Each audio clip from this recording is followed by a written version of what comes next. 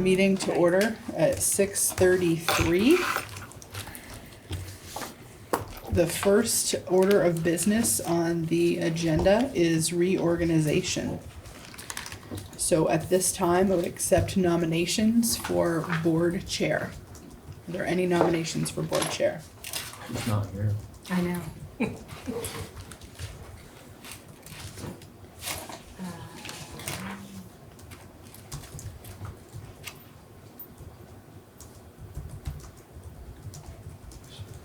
Should I rephrase that question? Like, which nominations do you have for board chair? I was going to ask him, but We didn't get he's not here, so I can't do that to him. So it looks like Mary was board chair from March till now, so I nominate Mary. Yeah. Are there other nominations? Hearing none, all those in favor of Mary Niles as board chair, please say aye. Aye. Opposed? Congratulations, Mary. Thank Unless you you. really don't want to be Yeah, Mary. exactly, unless you're kicking and screaming about it. I'm gonna turn this over to you. You're gonna need a vice chair Yep. and you're going to need a clerk, correct? Correct. Okay. All right, thank you. So I know current, or until now, vice chair's been Jean Marie.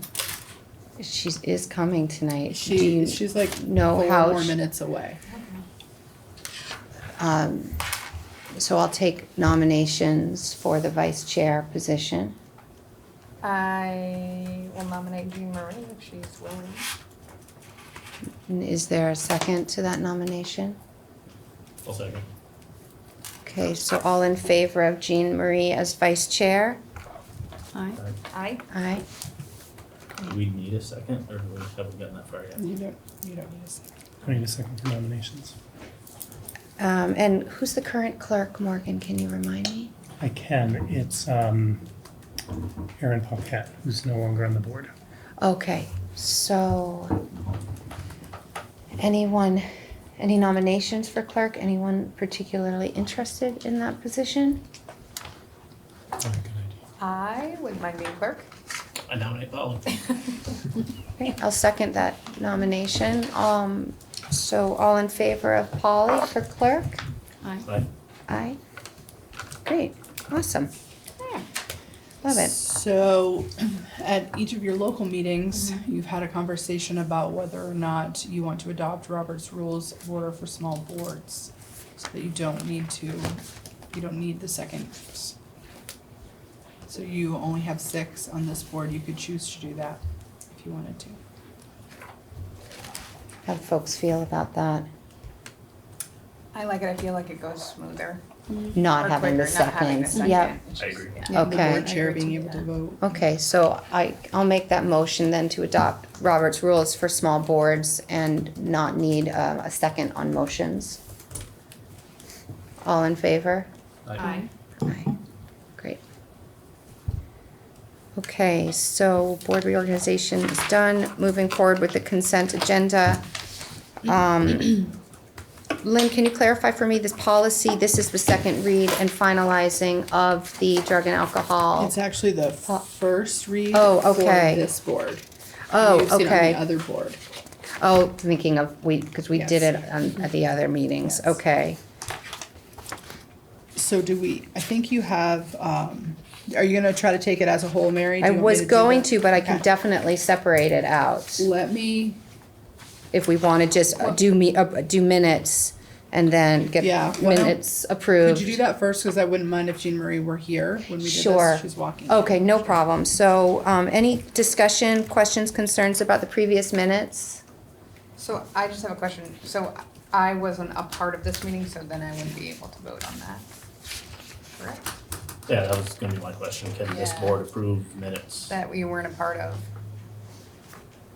I think I you're the think only so. body that can. Yeah, I know, but how does that work? Cause you're attesting that the minutes are like accurate When you weren't there. when you Ah. weren't I there. think So I you're, was a board member, but I wasn't present, so I Right. normally wouldn't be able to vote on those minutes. I know so Mary and Jean Marie were both present. And Rick was.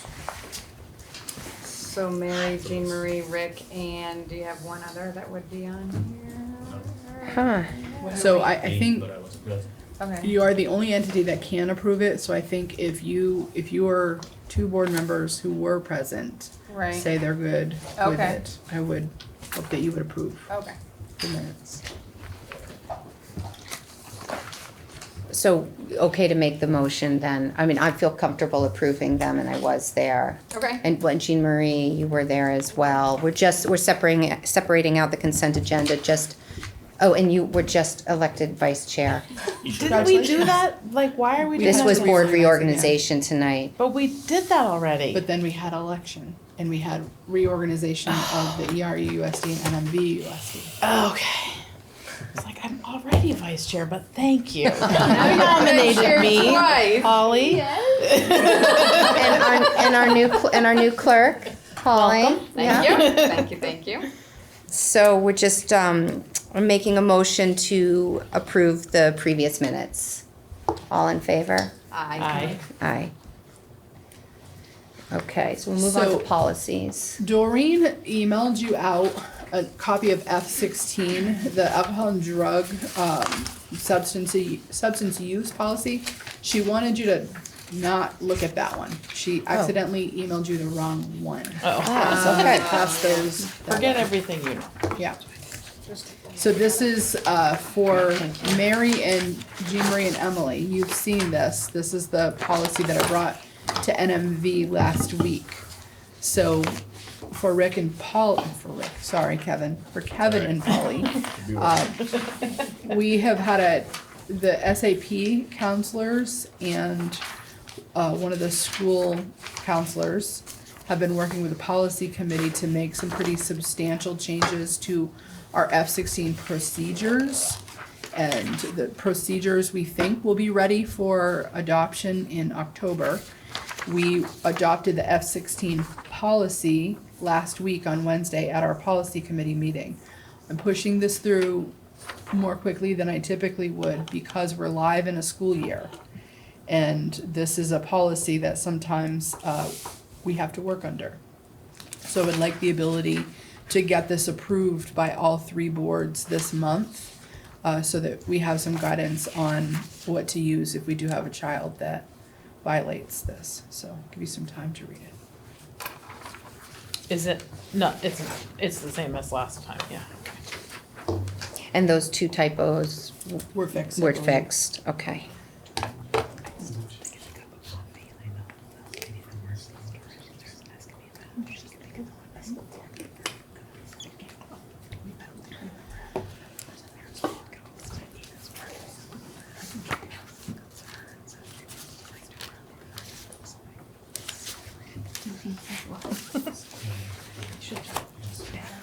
Exactly.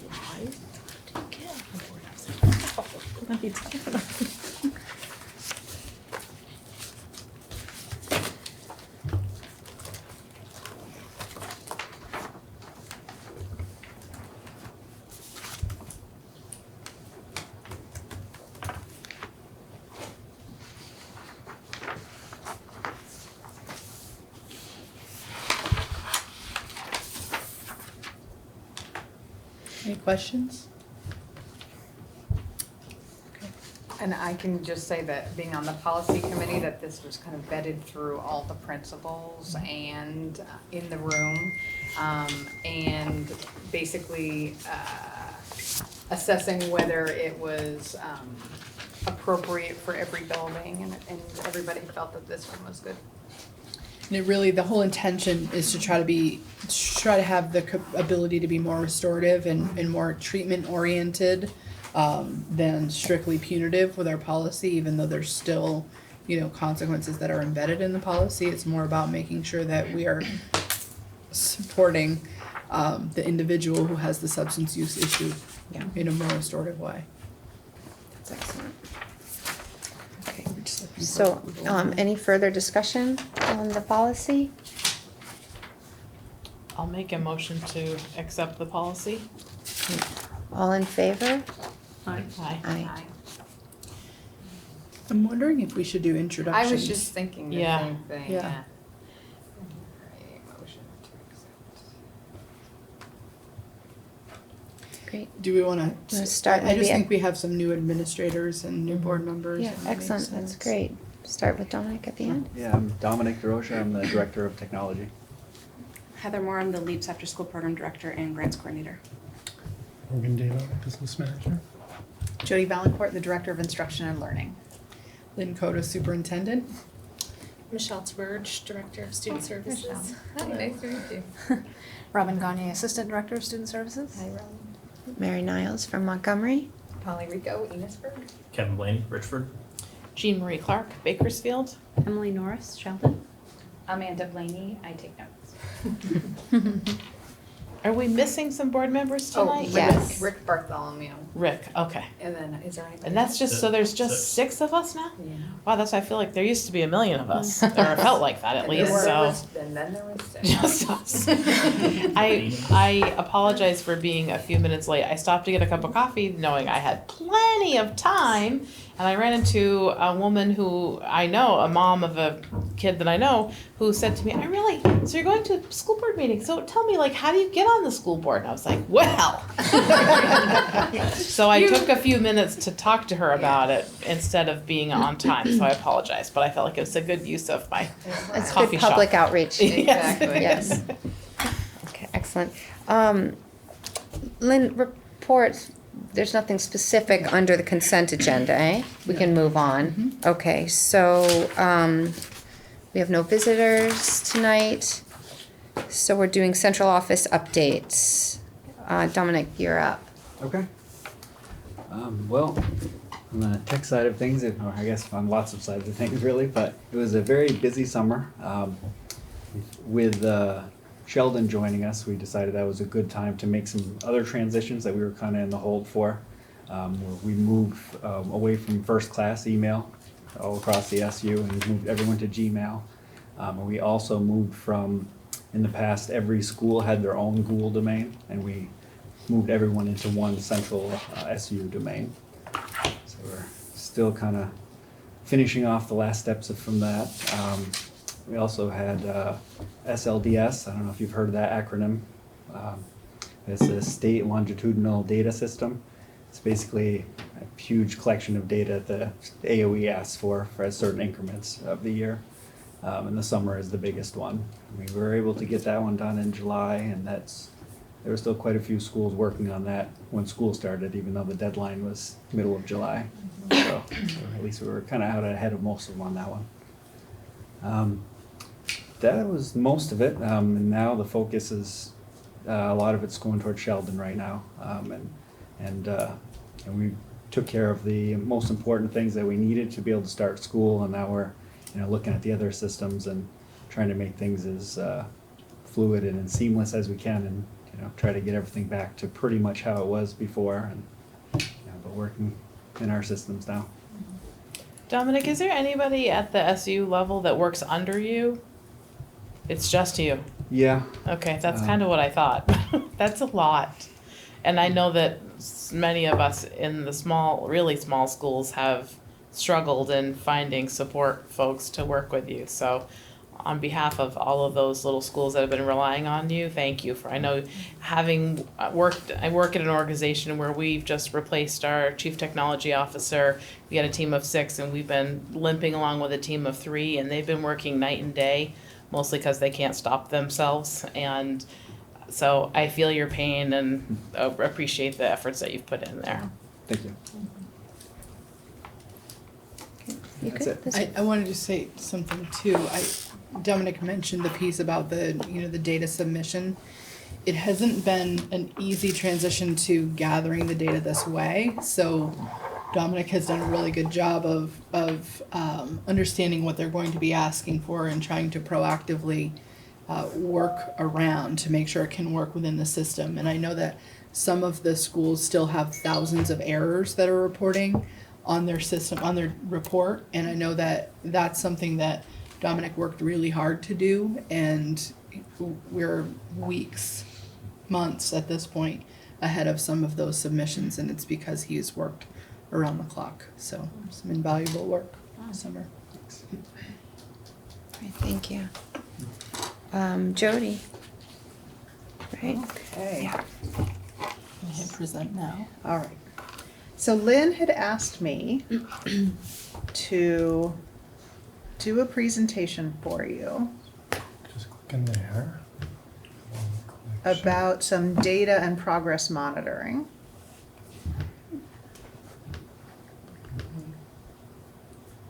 Am I going? Sure No? doesn't look like it. It did for a second. For a second I is did, that? Yeah. but it's sharing my screen.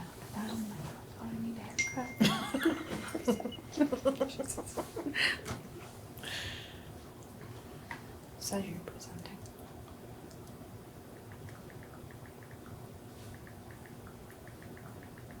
Well, it says you're presenting, Jody. Morgan, In right down Morgan's there on the face, right hand so side. cute. Are you just presenting Morgan's Do you face? see that blue? I think if you click that. No?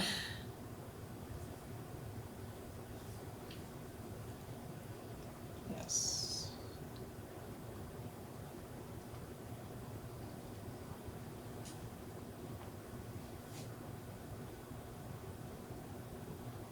Ah, good job. Like magic. Fancy that. Thank you, Morgan.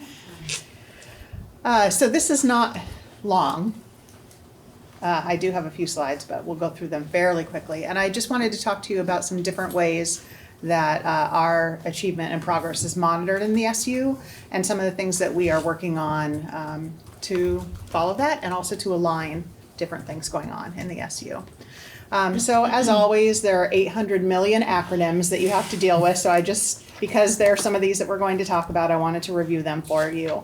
So the two big things that we are accountable for as an SU are ESSA, which stands for the Every Student Succeeds Act, and that's a federal act. It was passed or ratified in 2015, and it replaced the No Child Left Behind that you're probably familiar with.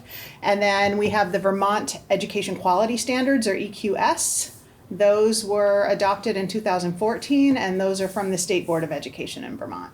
So those are the two big areas that lay out our accountability system. As part of the EQS, there is something called the Integrated Field Review, or IFR. We're going to talk about that, and I have some results for you to take a look at from that. And then we also need to have a continuous improvement plan, which is called the CIP. So those are our acronyms: ESSA and EQS and IFR and CIP and oh my.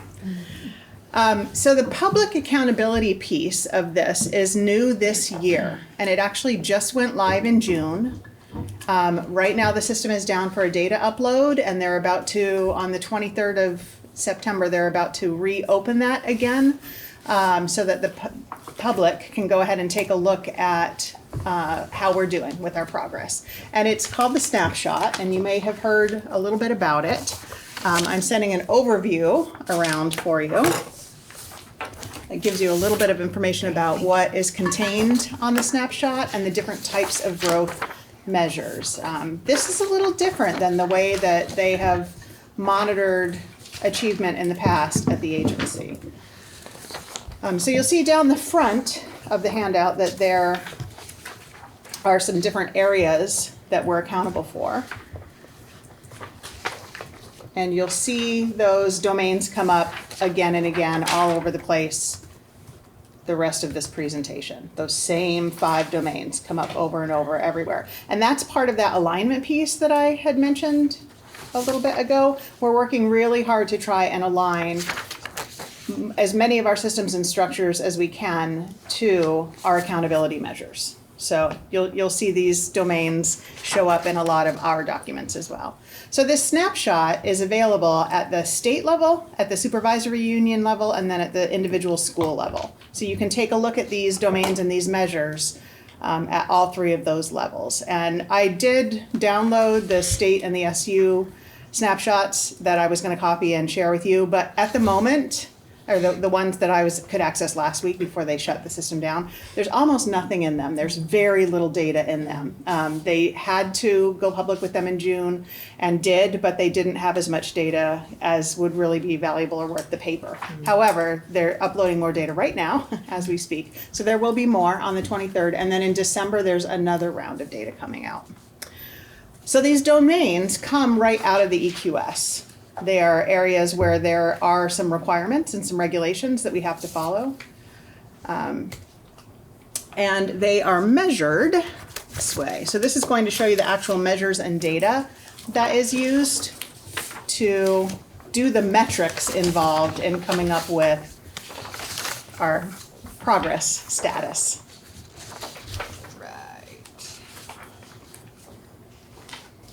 So the ones that we really have been most familiar with in the past are, the big summative assessments, SBAC and the Vermont Science Assessment and so on.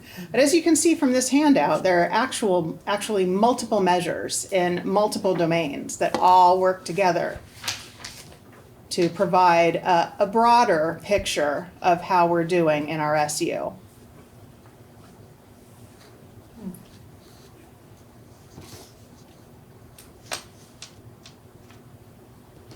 Now, the content standard performance, that's still based on our SBAC and then It is. the physical education test, okay. Yeah. Yep. Okay. And if you flip over the other handout that I gave you, the first one, the snapshot overview, on the back you'll see the way that it's actually reported out on the snapshot. There's the performance measure and then there's the change measure. And you can see that it's either not meeting, approaching, meeting, or exceeding. And then declining, not improving, improving, and excelling. And so those are the graphics that you see when you take a look at the state snapshot or the SU snapshot or an individual school snapshot. And there's some descriptions up above in the metrics about what those things mean. If you happen to go in right now, you're gonna see data that's over a year old. Yes. So that's from the, If you happen to try and go in right now, you're not going to be able to get in because it's down. oh, But after the 23rd, they will have put the most recent SBAC scores, I think, are part of what's being uploaded right now. And then in December, there's going to be another upload. And then it's going to be on an annual cycle of December, I believe, is when that's actually going to come out each year, the new data. And the reason that I really wanted to bring this to your attention and give you those handouts is because, oftentimes when they roll these things out, and I think particularly in December, there's going to be some press around it. There was a little bit in June, when it happened, but, people trying to get in there and take a look, there's just not much in there at this point. I think thought I in heard something on the December, news this morning Yeah. about it. Did anybody else catch that? I only ever half listened to CAX in the morning, but they were reviewing scores of science scores were flat and math were, I forget but they had 4 or 5 different indicators that they were types of education that they were indicating Yes. scores on. So associated probably with that upload that they're doing right now. Yeah, I and would so they'll assume, become public Yeah. and available on the 23rd. Yeah, Yeah, that makes sense. yeah, really depressed. Yes. So people may have questions for you. And so, maybe those handouts, if once the system's back online, you may just want to go take a look, navigate around. It's pretty user-friendly and easy to click around on. And, just take a look and you can use those handouts to help you sort of interpret what you're seeing. So this is where it's available. It's available at schoolsnapshot.vermont.gov. And as I said, it's offline for a data upload right now. So again, the timeline was it first came out in June with not a whole lot in there. They're doing a data upload now, and December is really kind of the first annual version of it, and then in December thereafter, they will put the new data in. There is some data that will be missing for a while, just because, for example, the science assessment is a fairly new assessment. The PE assessment is pretty new, so they can't give us a whole ton of information about change or growth in those areas. And they haven't, the climate one that is referenced here, yeah. The surveys and everything, yeah. Right, they don't have the climate surveys under Safe Healthy Schools. Those haven't been developed yet. So this year will be the first year of the VT Climb, and so next year will be the first year of data with that particular measure. So they really have this whole plan to roll out, and that's another thing you can find if you go to that website. They show you sort of which measures are coming into play when. But eventually it should be a pretty broad, well-rounded look. So that's good. And then the other piece of accountability for us is this integrated field review process. It's a 3-year cycle. We just had our first one on April 30th. And a team of educators from other supervisory unions came and visited every school in our SU. And each school actually had 2 sets of visitors. Central office had 1 set of visitors, and they did interviews with parents and teachers and students. And so that was the visit day. And then prior to coming to the visit day, and also a little bit on the visit day, they looked at artifacts. So we had to provide evidence, and they were able to take a look at and review that evidence, and they then produce a report. So when they are here for their site visit, everyone is collecting statements of evidence, and those are not identified at the school level. So the IFR report really is an SU level report. And even though people are out in the schools and they have a form and they're entering evidence statements from all the different schools, what happens at the end is that they look for data trends and patterns that would be true for the entire SU, and then the report comes at the SU level. So we did get our findings just recently, and this report contains findings, commendations, and recommendations. And you'll notice in there that they tell you who the visiting team was, which is kind of nice, so you can see who came to visit and what their roles were.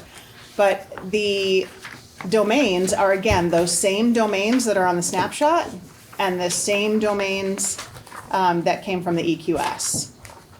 So the academic proficiency, the personalization, the safe, healthy schools.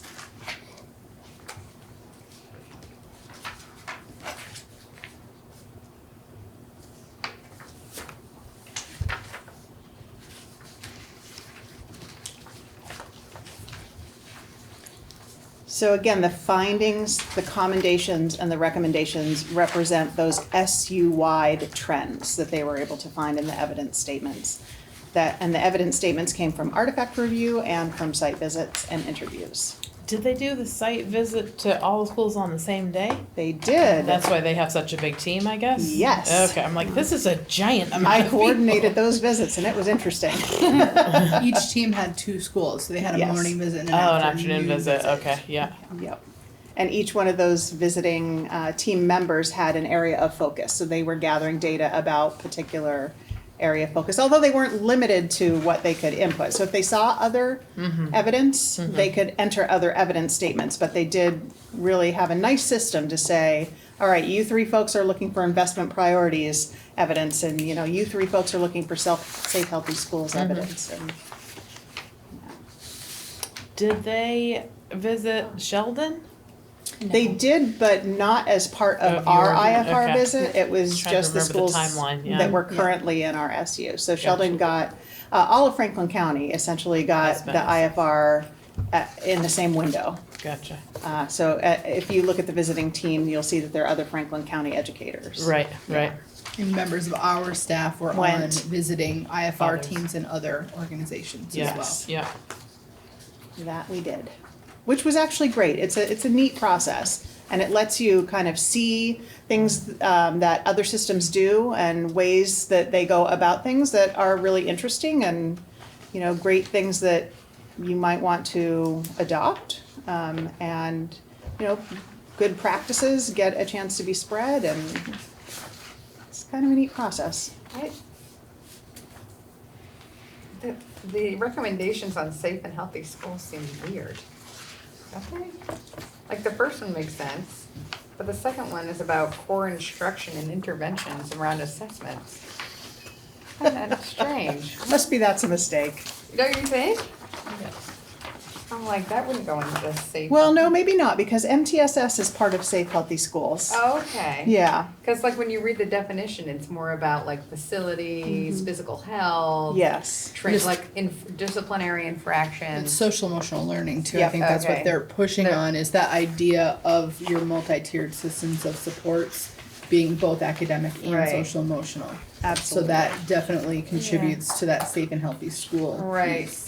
It just seems more like it should be that phrasing of the core instruction for, that seems academic proficiency. I don't know, it just seems weird. So all of those measures together, all of the things that feed into the snapshot and all of the things that feed into the IFR are really how those education quality standards are measured for us. So we get a lot of data from both of those processes.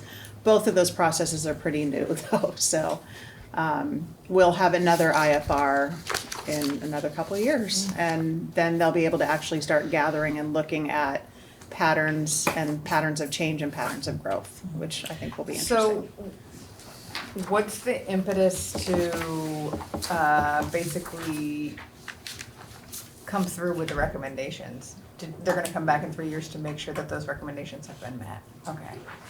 That's my understanding. Now, they didn't actually say that No, to I don't us. think- Well, I think they're gonna be looking for growth. I mean, Right. That's the whole So those point of the recommendations. accountability measure, Right. is that growth over time. Right.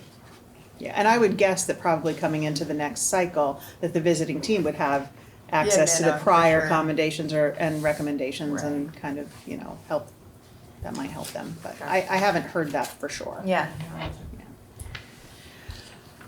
So, yes. I was just gonna comment on the high quality staffing one about should continue to explore ways to create and retain school-wide staff, like, no duh, like, we're there, like, it says we're doing it, and they're like, yeah, keep doing that, like. We'll talk about that a little later in the agenda. Will, yes. So the other piece that we have been trying really hard to align is our continuous improvement plan. And so obviously with these measures being the way that we are trying to monitor, our progress, we would want to align our improvement measures to those same domains and the same information, the same measures and data. So I'm not sure if folks have seen this. So shared you this were at our introduced to that when I was remotely participating in the meeting in August, so that you have taken a look at this. Jody's point in sharing this today is so that you can see the connection all the way through. Right. From the state goals to the state accountability measures to the IFR recommendations. It was and all teeny the tiny on the screen, yes. yeah, I remember now. Yes. Yeah, and this is the teeny tiny one-page version. In the office, we have bigger, like 11 by 17 versions printed out, which is nice. But what I think you'll notice if you take a look through here is that you'll see those same domains represented again. And so we have goals and change ideas and measures associated with each of these areas. And you see some of those goals and those change ideas represented there on the chart. So we have academic proficiency, goals and change ideas. We have personalization, goals and change ideas. We have high quality staffing, safe, healthy schools, and investment priorities. So all of those things are aligned to the same domains. We've actually been coding agendas based on these CIP goals so that as we have been working, for example, as the SU leadership team, our agenda items are coded to which CIP goals we're working on for that item. And Is I'm that- trying to code my superintendent board notes to you in this way. We haven't quite gotten to the place where we're coding your whole agenda that way, but it's an effort for you to see that continued focus on these goals over time. And building data for the next time they visit, probably, yeah. Yeah, So one exactly. of the things that Michelle and Jody and I have talked about, because all of this work is very much aligned with the priorities that the three of us have for the organization. So we thought about that continuous improvement plan being a tool for us to gather data. So when we look at each of the targets that we have established in there, our intention is to embed data right in the document. So we'll be able to, in 3 years, go back in and say, this is how we measured. These were some of the things that we did to meet this goal. Yeah. The other piece of it is we do have a needs-based professional learning plan, and you'll notice on some of the handouts that I gave you, and probably, also actually going back to what you're saying, Polly, in the Safe Healthy Schools part, they were talking about universal instruction, targeted instruction, and intensive interventions, and that has been, so here's 2 new acronyms for you. But we really are focusing this year our needs-based professional learning plan and going into the next 2 years as well. So we created a 3-year plan on multi-tiered systems of support and universal design for learning, which actually are connected to one another because the multi-tiered systems of support are about the universal instruction, the first instruction that all kids get, and then targeted instruction if somebody has not become proficient with the universal instruction, and then the intensive instruction that sometimes needs to happen as well for a smaller population. So we are focusing on our MTSS efforts, both academic and social emotional learning. And then we also are working specifically on the universal piece, that first instruction for all kids, with a model called Universal Design for Learning. And the thinking behind Universal Design for Learning, or UDL, is that you really design that first instruction very, very intentionally so that all kids can access it and all kids can learn, at that first instruction level. And then you reduce your needs for the targeted and the intensive instruction. So we have, this is our first year of a 3-year plan with the UDL. And we have gotten Jennifer Patnode, who's a really well-known expert on that area in the state, to come and work with us. And then next year we'll go to the second piece of the universal design. So keeping kind of half of our focus still on that first instruction, but then we'll move into also the targeted instruction as well. So this year is all, here it is. This year is all about the universal. And then next year we'll maintain the UDL piece on the universal, but also move our attention to targeted. Can I jump in? Yeah. So my work is, the universal design learning is all about being having access. And so I'm working with special educators to, I want them to be access specialists so that kids get the best first instruction that they can get. And so that's where Jody and I have been working a lot together to plan these things.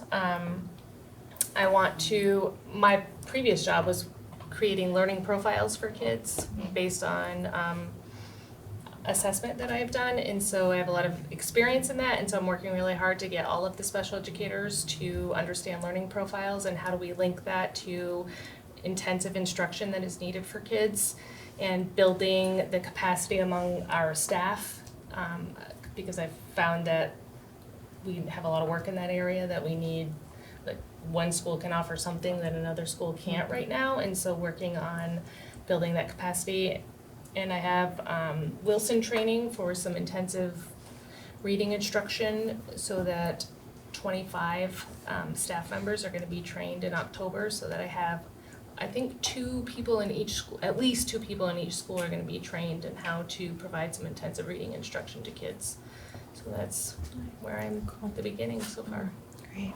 I think that one thing I would add to Michelle's goal that she's been talking about is helping the special educators to become the access specialists so that they can support the classroom teachers to be able to identify how they can better proactively plan to support all learners in their classroom. And that's not something that pre-service teachers come to us knowing how to do. Spending a lot of time talking about the difference between what is an accommodation versus modification, and how do you do that before you deliver your instruction. Yep. So a lot of collaborating with the classroom teachers. Cool. We also did a lot of work of merging Sheldon, because we have different systems in special ed than Franklin Northwest, so we spent a lot of our summertime inputting all of their information into our system. So one thing that the 3 of us recognized when we were doing some work at the end of last year was that we're all doing the same work, and it all really has to do with those same accountability measures. We're all held to ESSA and the EQS, and so it just made sense for us to try and align everything that all of us are doing as much as possible, so everyone knows the goal and everyone's pointed in the same direction. Because when we can all pull together with our collective effort, we really can get places more efficiently and faster, hopefully. So that's our thinking, and that's our goal. And now we're working really hard on the communication piece. So this is how we evaluate our professional learning as well. So we do have teachers give feedback and exit tickets. We do a year-end survey about professional learning, and then principals look for observable indicators. Principals look at artifacts as well to see if teachers are being able to use the professional learning that they're getting. And then we, of course, use academic proficiency measures as well to evaluate our professional learning. So hopefully you'll see that alignment piece evident, and you'll probably get really sick of hearing us talking about academic proficiency, personalization, safe, healthy schools, high quality staffing, because everything really is aligned around that now. But Feels kind of good, actually, It that really everything is does. aligned around that. When they're reporting, do any of these cross? Are you able to like cross-report, or is it just like you have to put it in like this bin? They No, all are I think- completely I would think. connected. But I didn't know if the state made you kind of like dump it into which snapshot it would go into. You did have one handout that does show which measures Yeah. go into which area. Right, but like for instance, if you were doing like like Michelle was talking about like a student profile, right, which is very personalization, but it might also I don't know, it might also go for the MTSS. Can you count them both? So this is for us. No one is Yeah. telling us that we have to do the continuous improvement plan this way. We have to Right. have a Oh, continuous right. improvement Okay. plan, but But you can kind of set it up.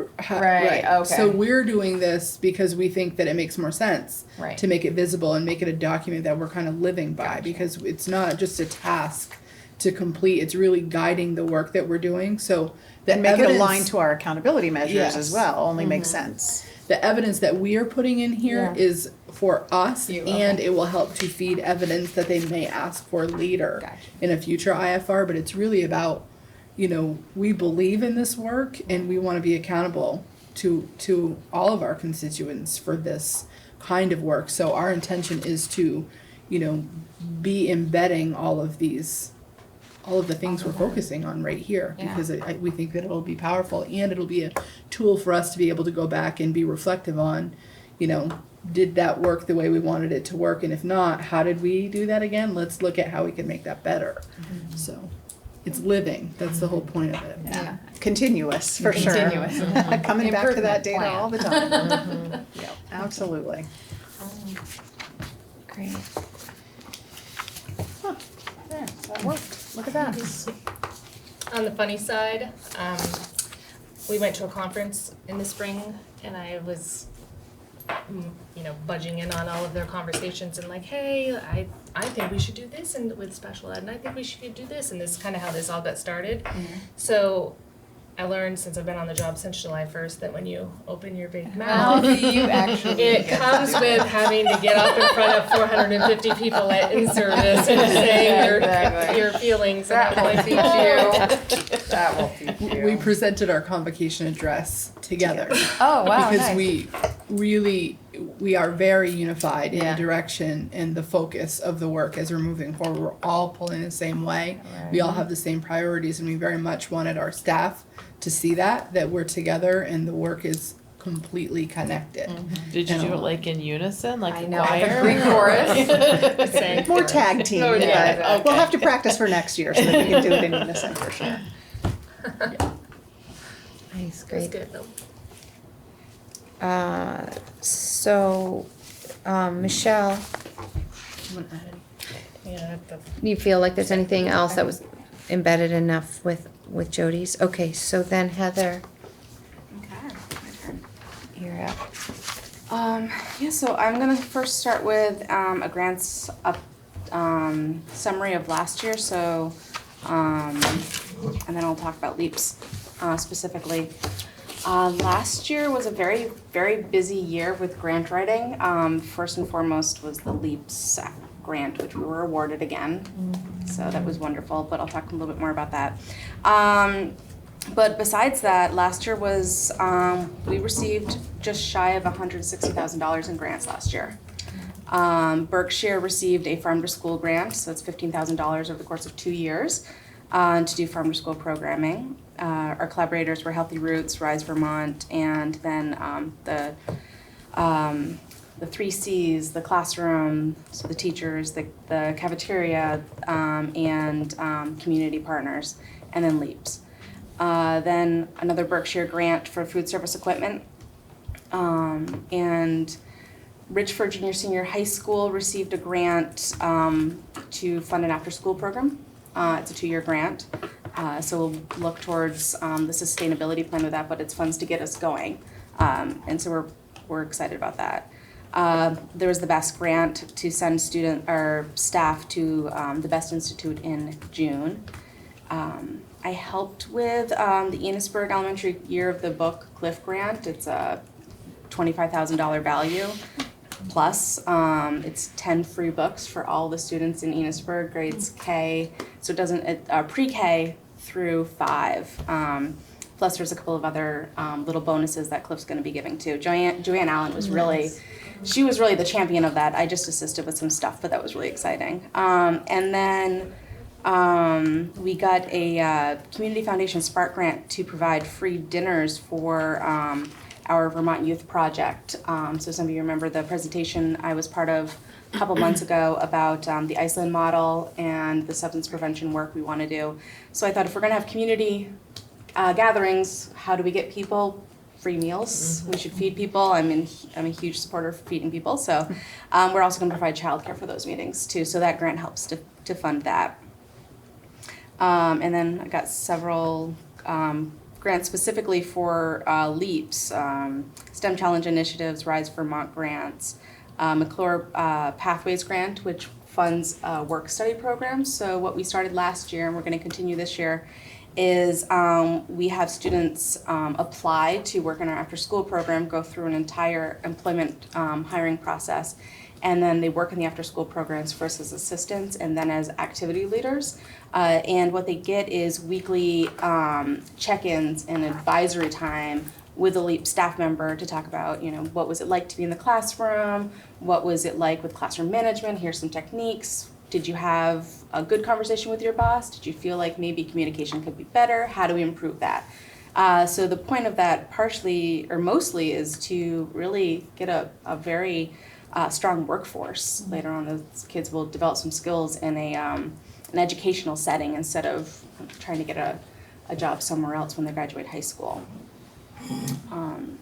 Just going through that application process is valuable for people that have never been Yes. through that before Oh, in a yeah. safe environment, Yeah, filling out the paperwork they have to do, or the application form, and then a cover letter, sitting in an interview, and the hiring paperwork, just that HR packet. It's even hard for adults sometimes.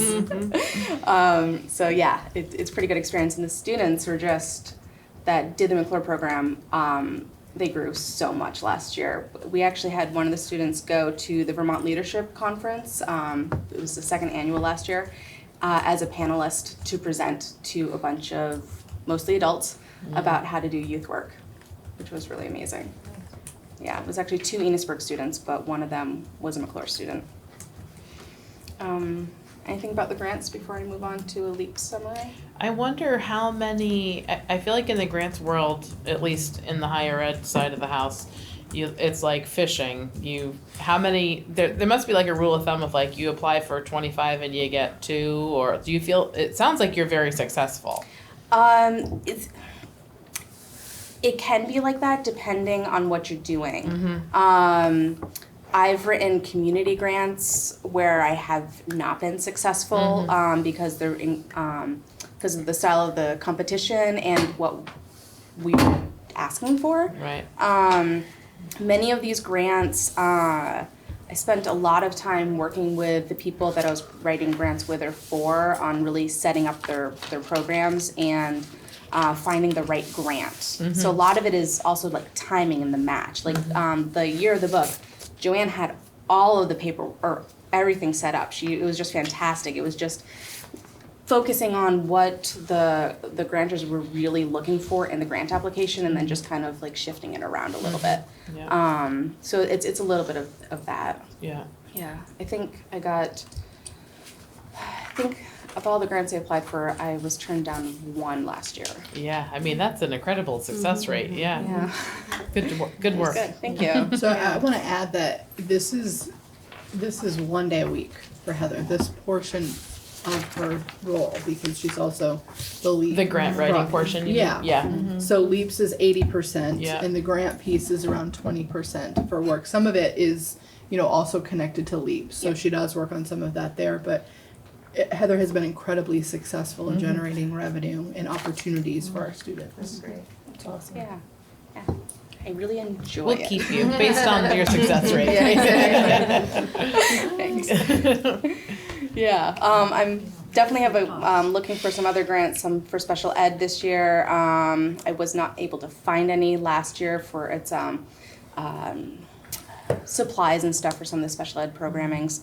Part of in the grant world is knowing when early enough when the applications are due, because it's really easy to find them a month before, and that makes it really challenging. But so special ed, I know I'm reached out here at the high school for replenishing some equipment in the weight room, and those are two that are on targeted for right now. When I've been talking to some of the principals about maybe some more farm to school programming funds, get that going in other schools as well. Okay, so LEAPS. So I said we've received several grants for LEAPS as well. So that helped to fund some of our programs. Mostly I've been looking for grants to help us buy supplies because that tends to be really expensive and it's hard to obtain.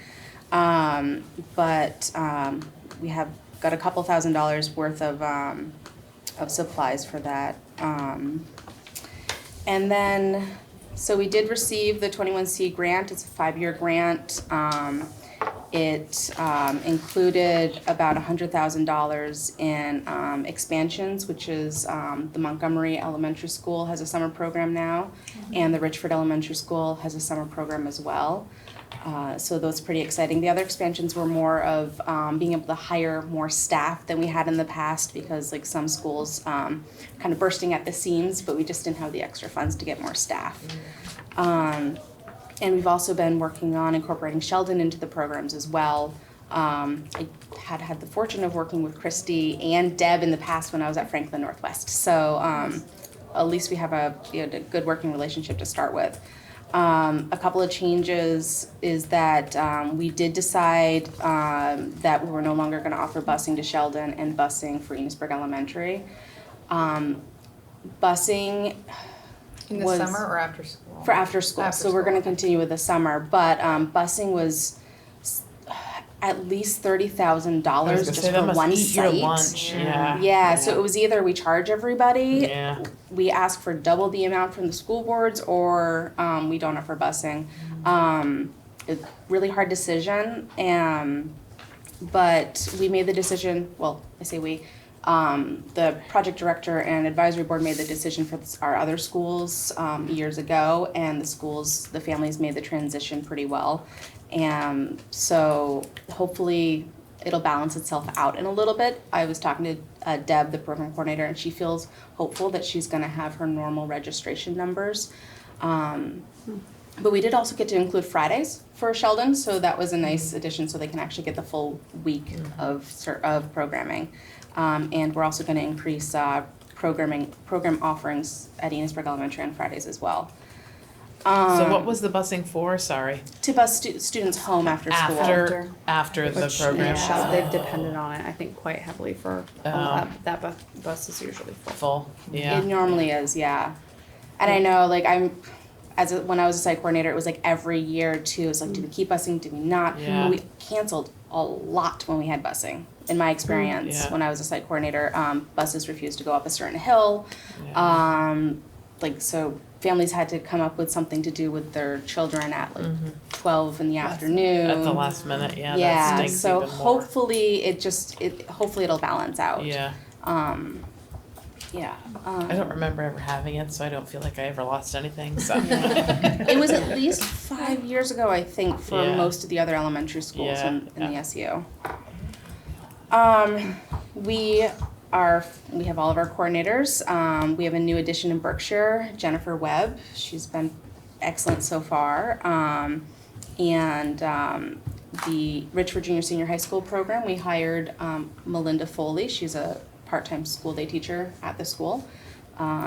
So she's also excited, and we're doing some good planning there.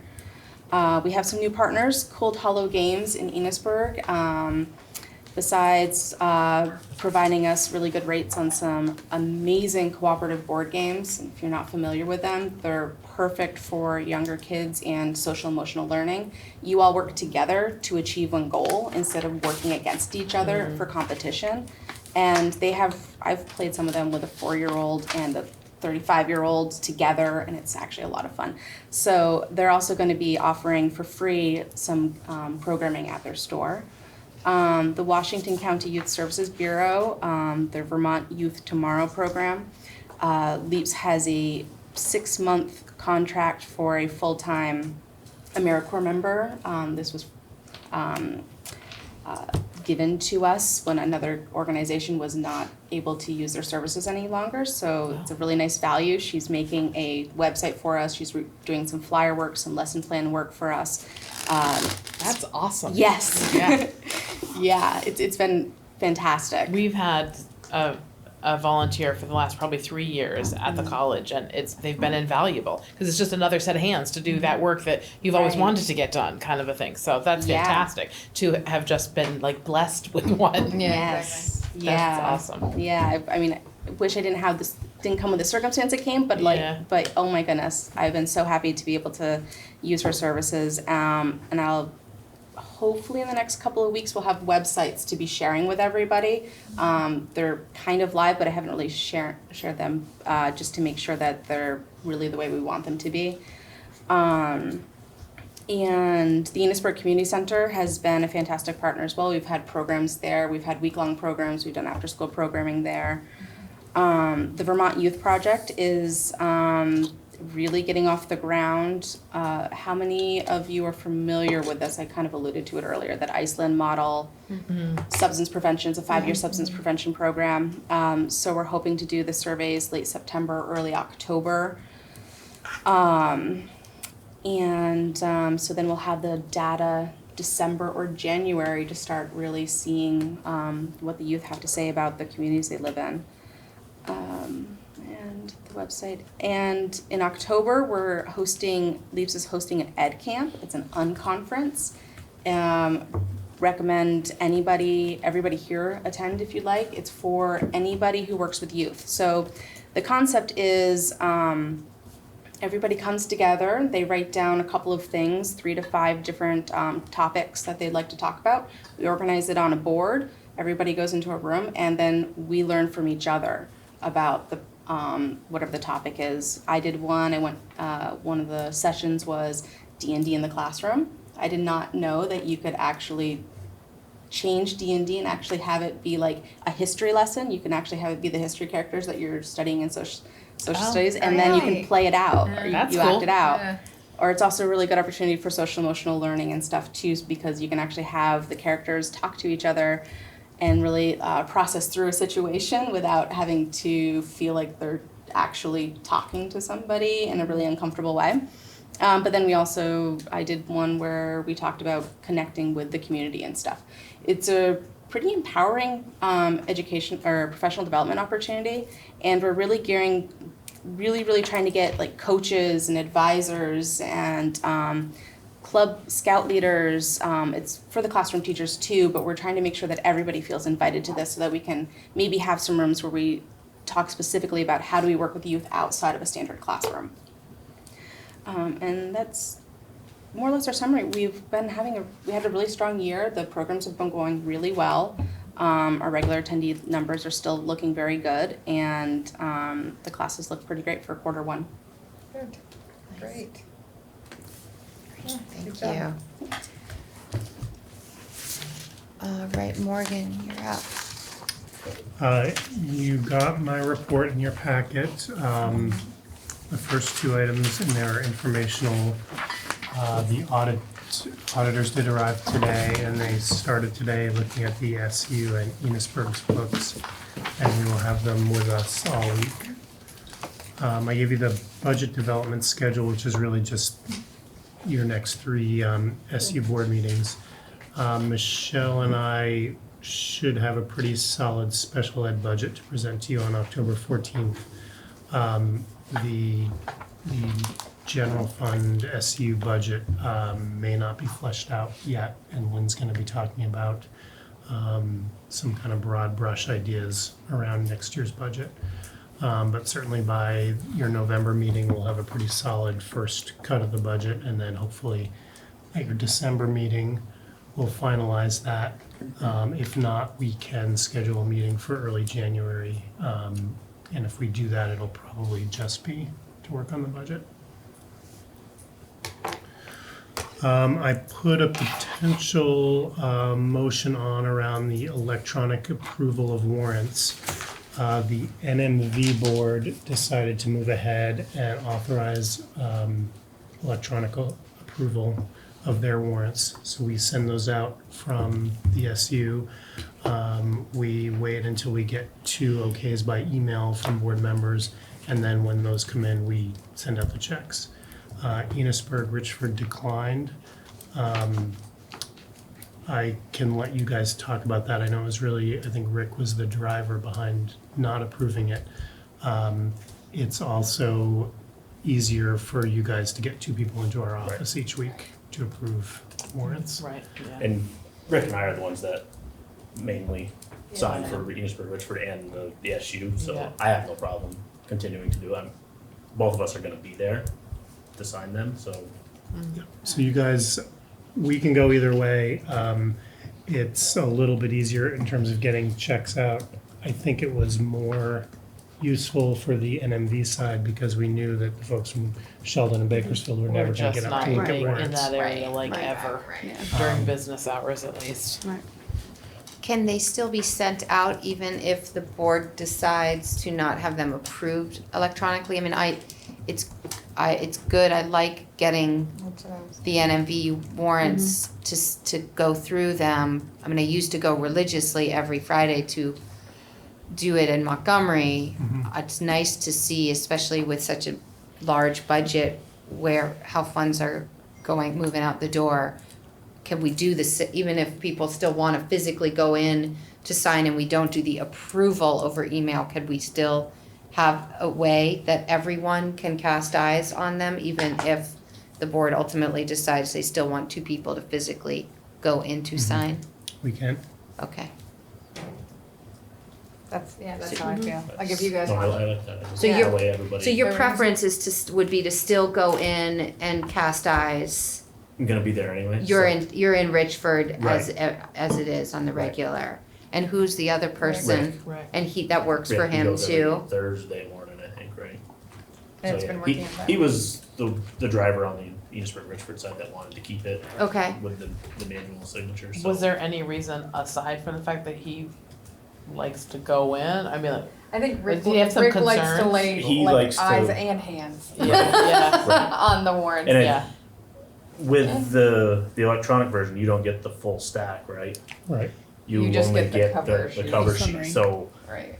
I think Which he one? He likes wants to to. see the whole thing. Well, some of the invoices, like there was a power bill and a Yeah, propane bill, and I mean, I agree, I liked the ritual and I liked the process of going in and really having it be very transparent and seeing like, what are we paying for the plowing and what are we paying for Amazon orders every month and so on and so forth. So I totally understand as long as the 2 of you feel I'm comfortable. Yeah. On the occasion, I could do it occasionally in a pinch, Right. if it's a sick day or something, but it's a little harder for me to get even to Richford on a Friday.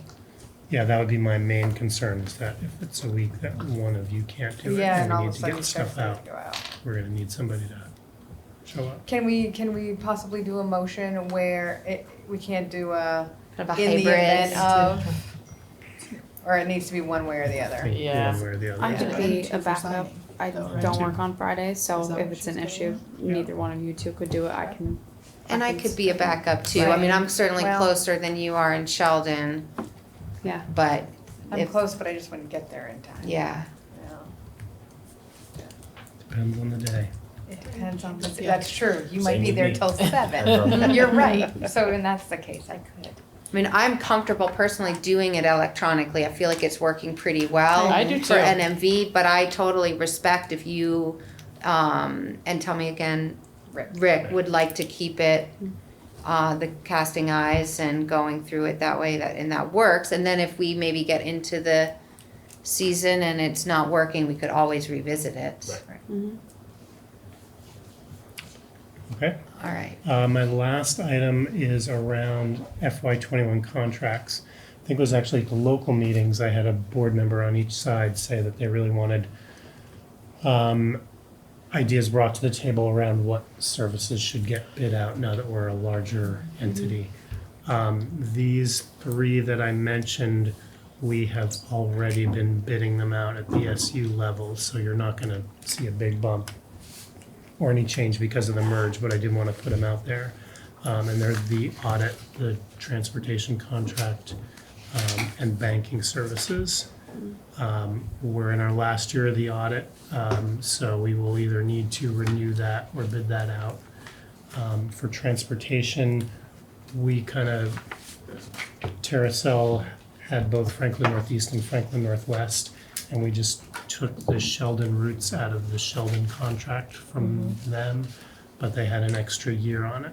So we're in a place where we're gonna have to do something, and that could either be roll over what we've got, adding Sheldon. We could talk to them about bidding the whole thing out as well. And then banking service is something that we don't really need to bid out, and there's not a contract, but we can certainly go shopping there. I don't need a decision on any of this tonight. If you want to get into any sort of details, it's probably going to quickly go into executive session because we'll be talking about your current providers for. I just have a question regarding so do we decide as a board who our banking service is? We do. And then, but let's say you needed a line of credit, which we've done in the past. You're married to that banking service, or do you shop? We are not married, so we Right. could shop that. Yeah, around. exactly. So that's almost like a bidding process built into it Mhm. a little bit, Yeah. right? Okay. Okay, We have tended to use the folks that we Yeah. have a relationship with because but we're not it's, bound to. yeah. Okay. Competition is good though. Right, I was just saying, like bidding, you usually bid to create that competition, Right. but if you can shop for your best rates, you've almost built the competition in. You know what I'm saying? Yeah, Does that make no, I'm sense? following. Yeah. Okay. Okay. So you don't feel like we need to dive into that right now? Nope, we can executive. punt. We are gonna need to make a decision, certainly about audit and transportation at some point. Okay. You know, But it's before- not totally before urgent, December. so we could punt it to next Mhm. month's meeting, eh? Yep, Okay. If folks feel comfortable with that? Yeah, out of just curiosity, how many busing services would service this area? we had one bid last time. I was and we gonna took their bid. say, Right. Yeah, yeah, okay. yeah. Yeah, I mean, So Same I'm- with the audit, right? well, no, the audit you could. We had generate. 3 bids for the audit. We Yeah. requested maybe from 8 or 10 firms. There was a pretty significant spread in terms of cost between the Right. one that you selected and the next closest. I don't know if that landscape has changed at all. There was one firm out of South Burlington that sort of had a lock on most of the school business, and they sort of walked away from it. And R.H.R. Smith is who you're using now, picked up most of those contracts, if not all of them. As far as transportation, I kind of feel like I would be willing to make a motion or a suggestion. Like, I don't know why we would. I would be comfortable with rolling over for another year. That's what you're saying, right? Yeah, roll them all over for one more year. Right. I would think- Yeah.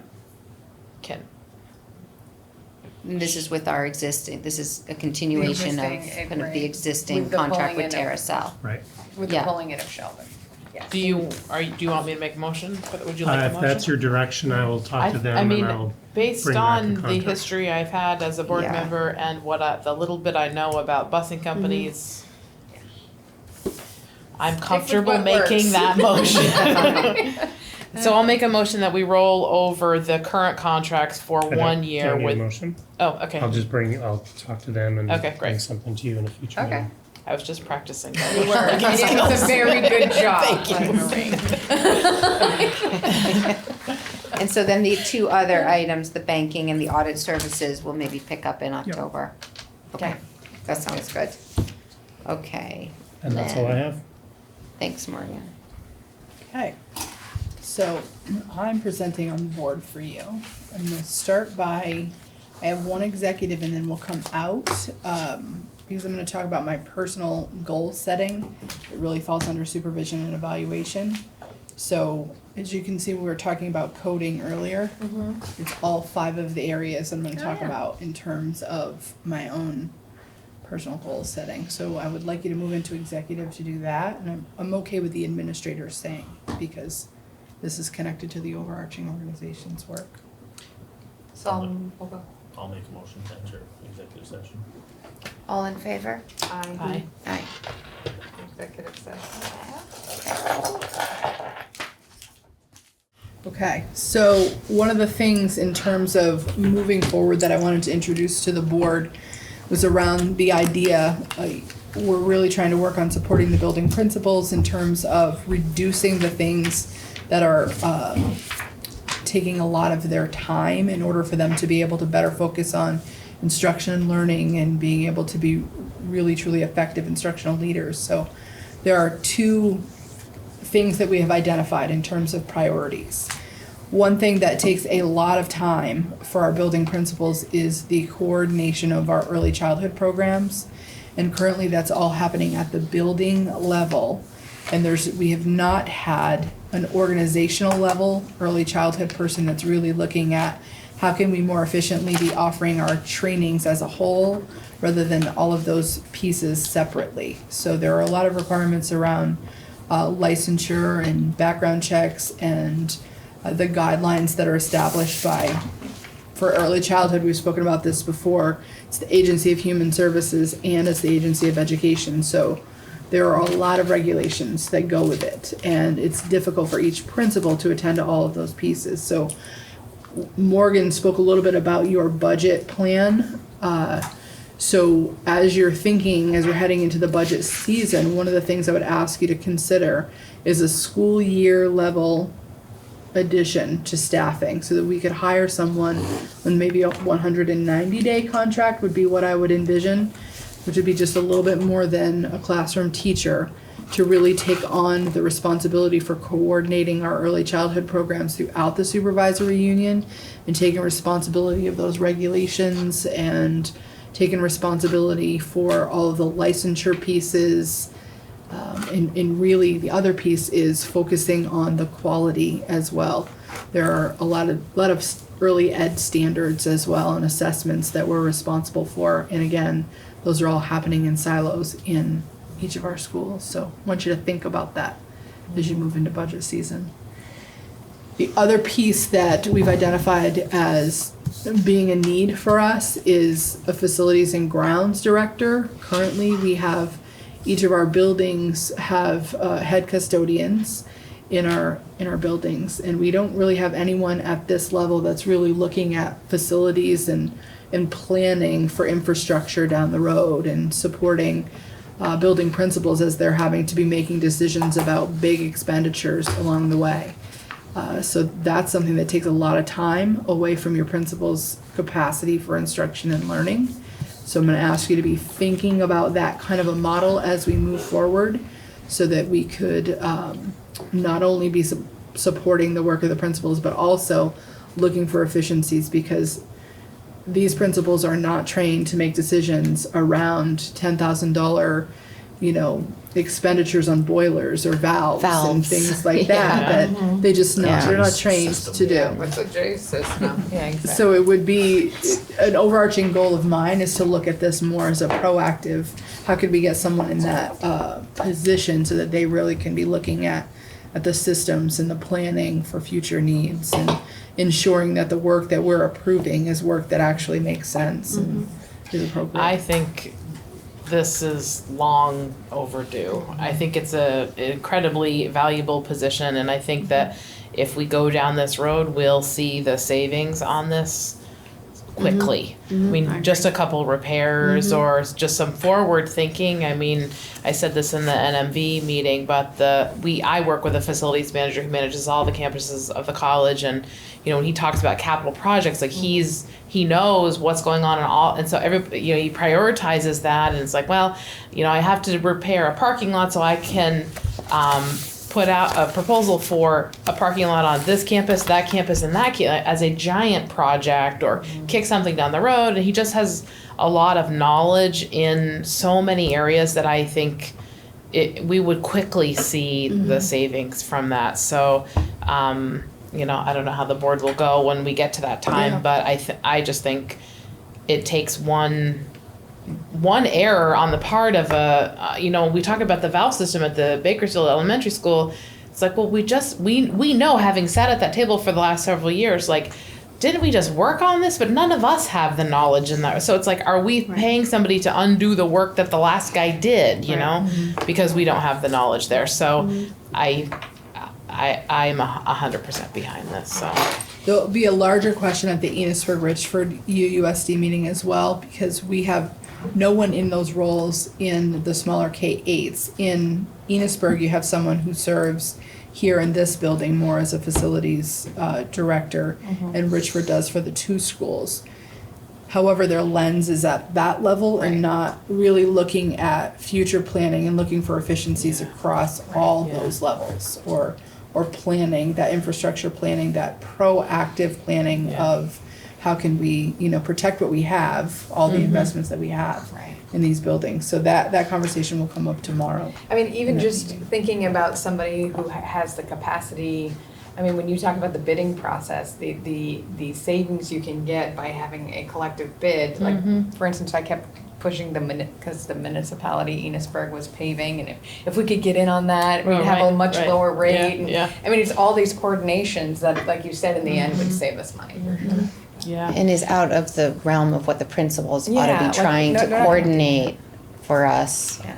Well, I think of the last, like 2 meetings ago with the NMV board, when Lenny was like, oh, like, I think it was like Mark Larrabee was like, well, like, we could replace this one thing, or we could just like jack the water tank back in the direction it ought to be, and it, you know, buys us 10 years on it. Like, it's the knowledge of the things that can be done that save you some giant expense that, you know, not necessarily that somebody's trying to take you for, but just that we don't have the knowledge of. So, yeah, it would be a big savings for us. Our buildings aren't getting any newer. Like, just knowing what we can do to what can wait and what can't is so important. What's in the immediate, what's in the next 6 months, what's in the year, and what the 5 to 10, you know, someone to kind of hold the container in that bird's eye view of all the structures.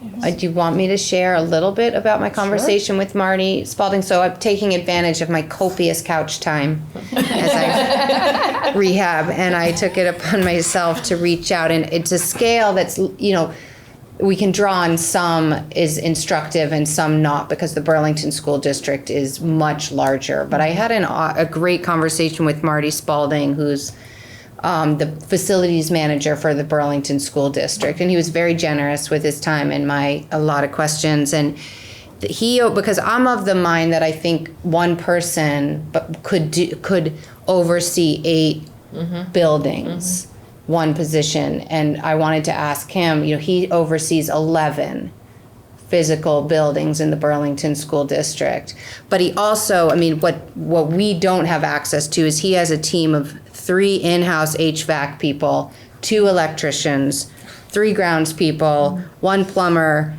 and 3 general maintenance. So, I mean, that's a scale that we would never be able to afford and wouldn't be relevant for our small school district, 2 smaller school districts. But he oversees the head custodian in each. And the custodians in their buildings really are just focused on custodial work. And then he's got they don't have to sub out jobs, because these are all in-house tradespeople. But still, he said in an instance like ours, he felt like it was well within, with the right skill set, someone to oversee 8 buildings and that kind of the bidding out process. And they still do bid out all their capital, like the big capital stuff. That goes out and they go through a formal bid process. But for when the boiler breaks, when the valves, when the floor cleaner is bust, that's one of your just in-house kind of fix-it folks. So, and he suggested reaching out to Jeff Francis, who I'm sure you know, because he said he's been really trying to spearhead, looking at this for supervisory unions. So both the VSA, which Jeff is the executive director, and VSBIT are investing in training opportunities for facilities and grounds directors because they're recognizing how lacking we are as a state in that area and how much of a need it is for us to be really more strategically thinking about how we're taking care of our investments. So they're working together as this kind of a pilot year where they're developing a facilities and grounds leadership kind of academy. And Jeff has said that he would be happy to work with us. He's already sent me a little bit of information around job description that if you decide to go in that direction this fall, we'll be pulling on Jeff in VSBIT to support our move in this direction. He said he'd be happy to help us out. And I asked him a little bit about his background because I was just curious. I was like, are you in the trades? Are you, so he, he has like a hotel management kind of organizational background, but then was also in the trades for years and years. But, he's more in the organization, the kind of prioritizing, the kind of The visionary. the visioning, keeping in mind like all of those things. This needs to be fixed immediately. This can wait till next week. This is in 3 months. This is in 6 months. So, but I think it does seem, I get the sense from him that his ability, his history in the trades also helps.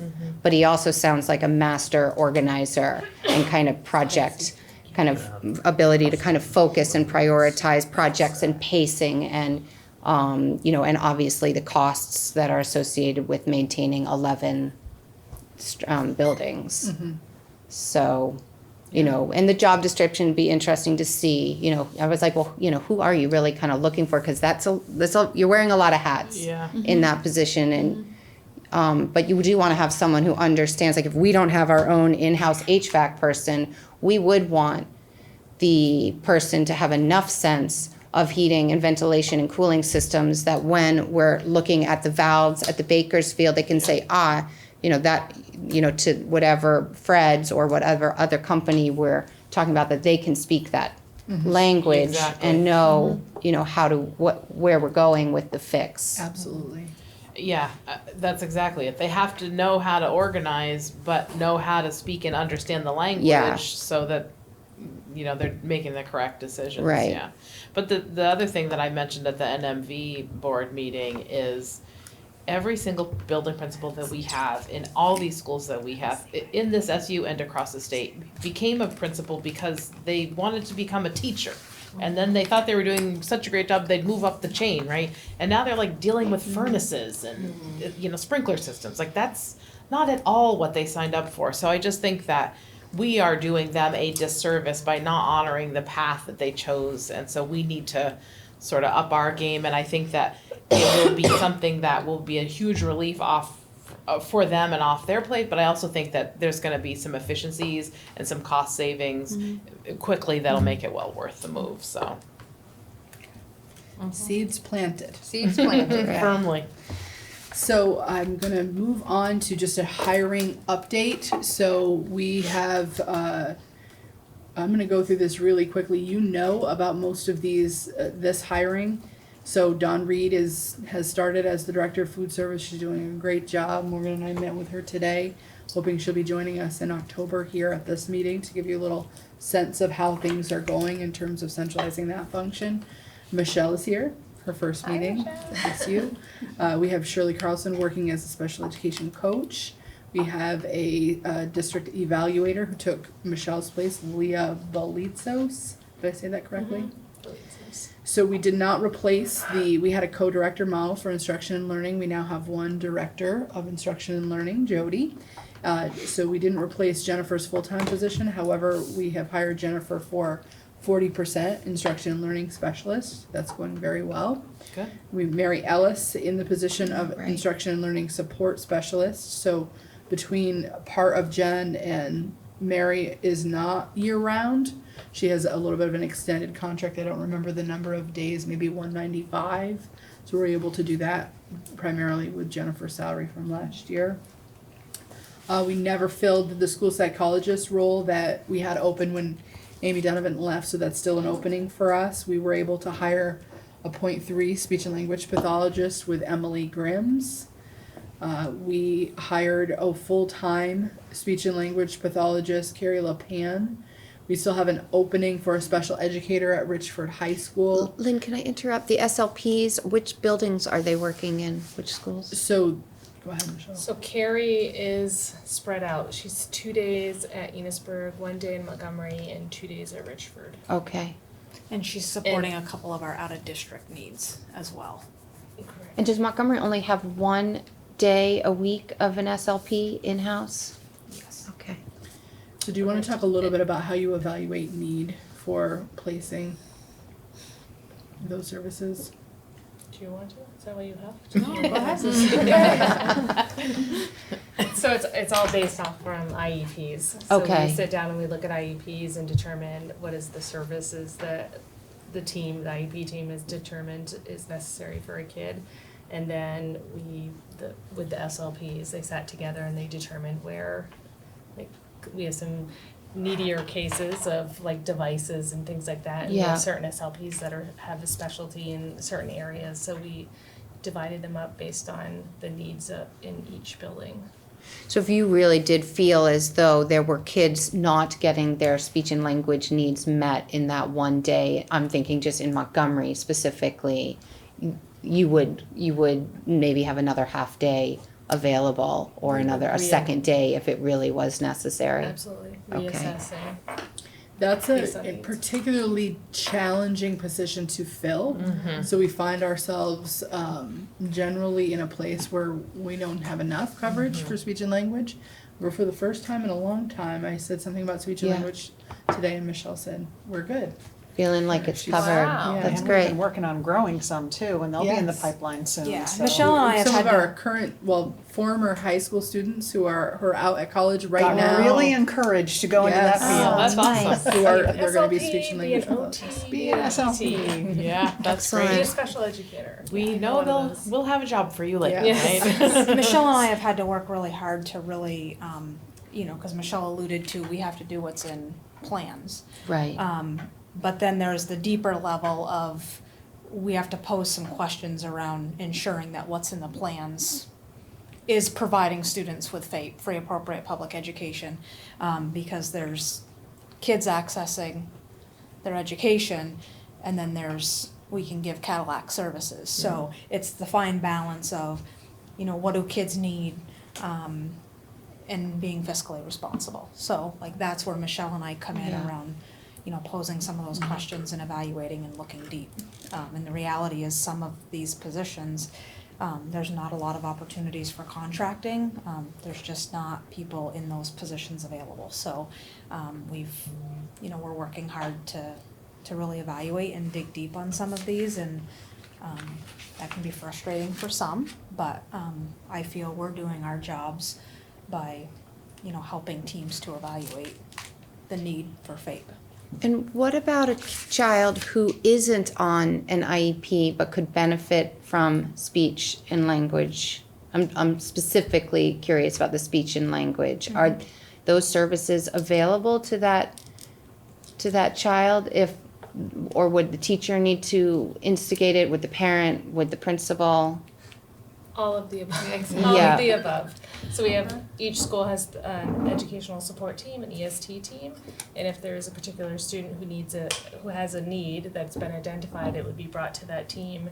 And then that we do have some kids that are receiving SLP services that are on these EST plans. So we have Or they do 504 or plans. 504s. They Okay. do like 6-week intervention blocks and Yep. then collect data and then look at the data to determine if they still need those services. There Yeah, are also services that could be provided by SLPAs in some of our systems. right, Correct. right, okay.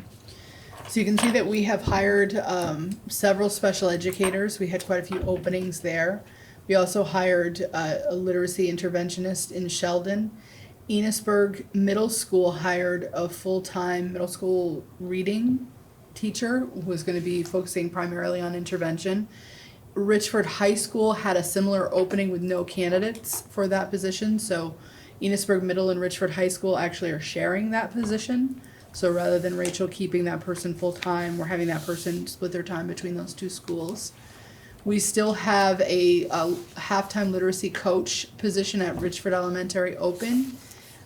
We hired a board-certified behavior analyst who is working, it's an FNESU employee working full-time in Richford between the two schools. We were able to find an early childhood education special educator, and we're splitting their time between Richford Elementary and Sheldon.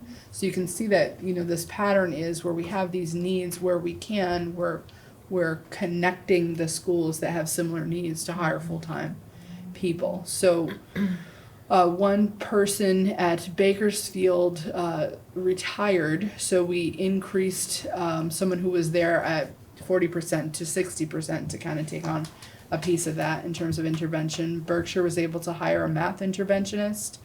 We have an occupational therapist who we have been contracting with for several years, and contracted services are generally by the hour, so it's hard to predict that because those are all tied to IEPs. So some years we're way under what we budget and some years we're way over what we budget. So we actually pulled Charlene Miranda Velho in as an SU employee this year. So this is a pilot kind of for us. We've not done this before. We think in the long run, because we have 75% of her time with us, when we have those fluctuations of kids moving in and out, her salary is fixed. So this is much more predictable for us. We think this is going to work out. Montgomery hired a literacy interventionist, and we have several positions that were moved into local budgets that are no longer in the SU budget. When I say SU budget, a lot of this is special education, and these are grant-funded positions, federal grant-funded positions as well. Any questions on your staffing pieces? Did we keep our ESL person? We had a tiny ESL person, allotment. She was a very tiny person, yeah. So we still have Jessica Henderson at Enosburg Middle School. She's Yeah. also working as literacy Special special ed, educator. Gotcha. and she is providing ELL supports. We have teamed with Franklin Northwest. Yeah, So because Sheldon is no longer in their supervisory unit, and we have quite a few kiddos in Sheldon who require ELL services, they did not need a full-time Oh. ELL teacher, so we're partnering with them to offer a full-time contract, and that person is working part-time for us. gotcha. Okay. Because the need is like this. It is. Exactly. Yeah, so, It changed 3 or 4 times in a week Yeah. last week. So, yeah.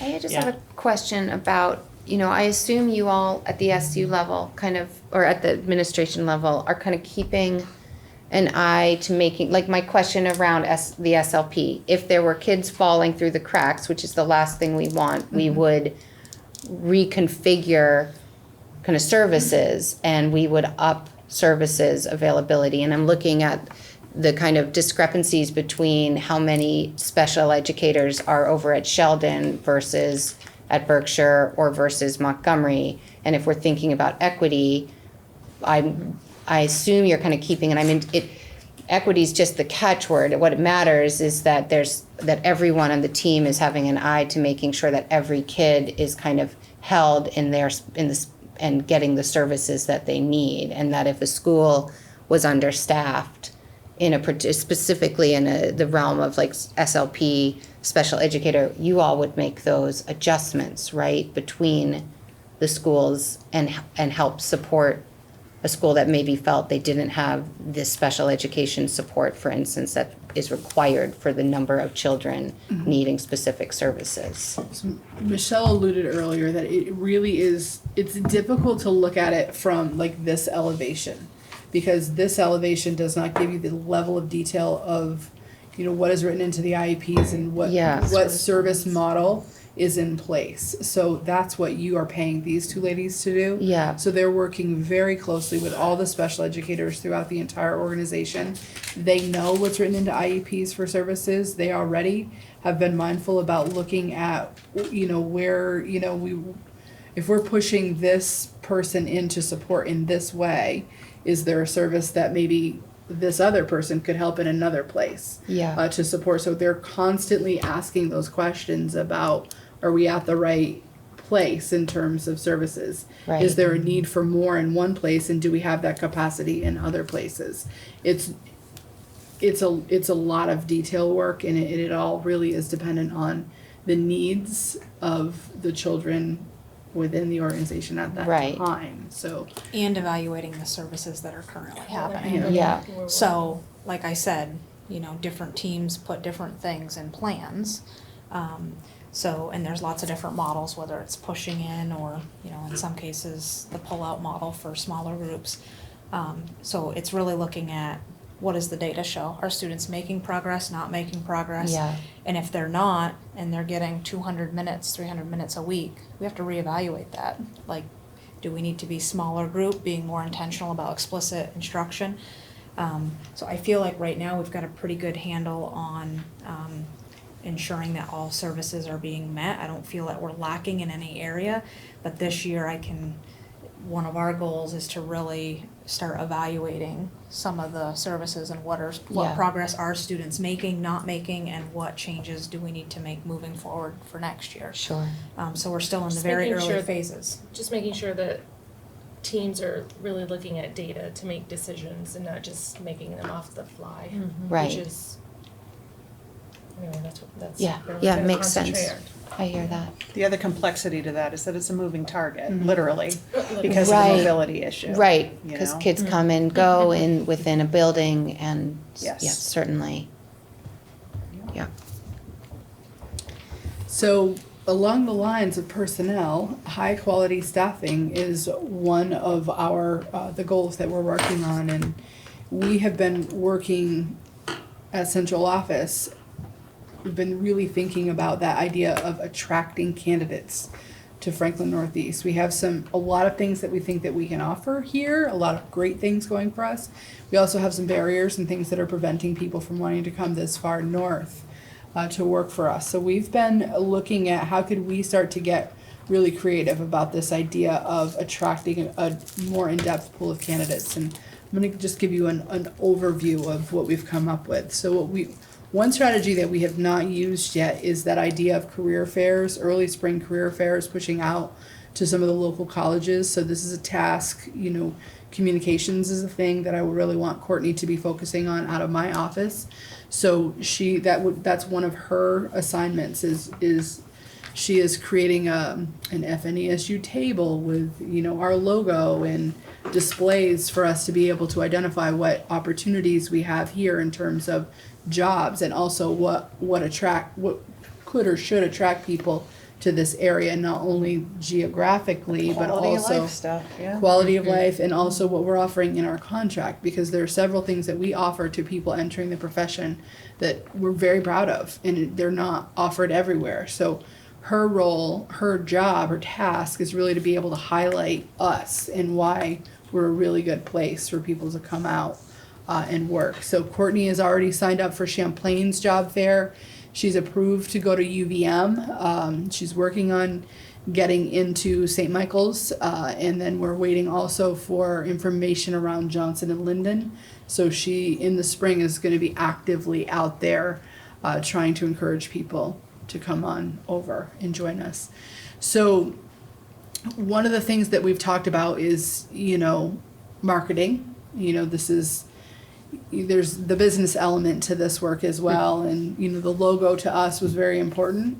I think it says something about our organization, and I think, I know I'm in love with the new logo. I think it says a lot about who we are. So using that logo and telling FNESU's story. So when we post a job, it's not just FNESU has the following position open, but saying a little about who we are in FNESU, and being a little more catching people as they start looking for those jobs. So we're working on that piece.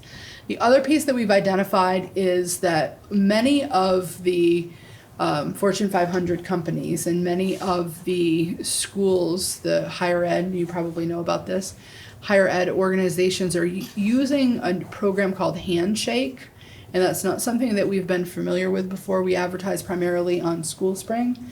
So Handshake is a platform where the organization actually has to approve you. So we have been approved in several of these colleges and several, I think SUNY Plattsburgh and a couple others in New York. So when we have postings that open in, winter, early spring, Courtney's going to be able to go in, and for each of those schools, she's going to be able to link our job postings on this Handshake site. So all the kids that are in that field of study are going to get notifications about the job postings that we have there. So it's another way for us to really focus on that marketing of our organization and encouraging people to come our way. The other piece that I'm very excited about is we geographically are a little more remote than some of the communities closer to Chittenden County, so we don't get a lot of student teachers in Franklin Northeast. And I'm on a committee with Ellen Baker from UVM. And, I was sharing when we were talking in our committee about it's hard to attract and retain teachers here. And they were talking about from their end it's really hard to find teachers or placements for all of their student teachers. And I said, hello, come to us. We would love to have student teachers. So we're working on some collaboration with UVM, and they're wanting to use this as a pilot project starting next year. So we'll be working with Ellen Baker and her staff to try to encourage people to come here to student teach, and that might mean that we're using some of our staff to help with the supervision and the feedback piece for those student teachers, in addition to what UVM would be offering. So when I did my student teaching 21 years ago, it was a cohort of UVM at Montpelier High School. And they would send the UVM professors to the school to teach class after school. Oh. So we didn't even have to really go to UVM's campus, but occasionally.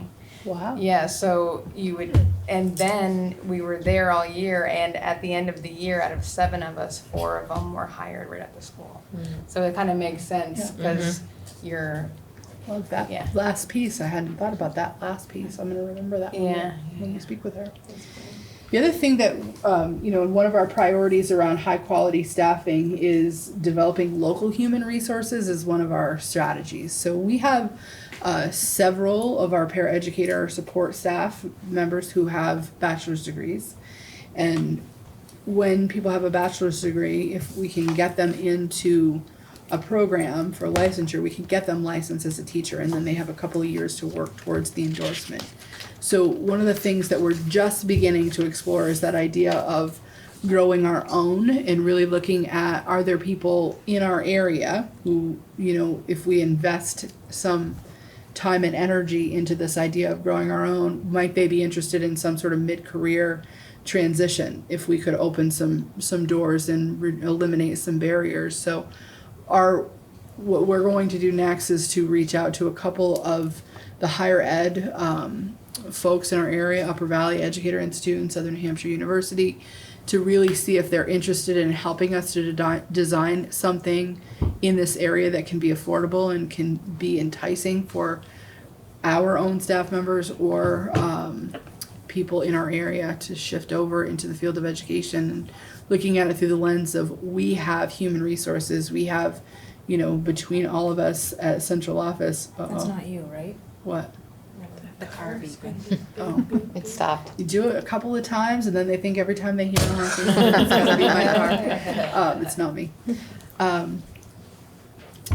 So that idea of using the capital we have in our staff and making it part of their assigned job responsibility to maybe help teach some of these classes, which would reduce the cost of all of those classes for people who are participating. So we're trying to really think outside the box and creatively about how can we, problem solve our way through this big dilemma that we're in. So more to come on this. I just wanted to plant those seeds with you tonight.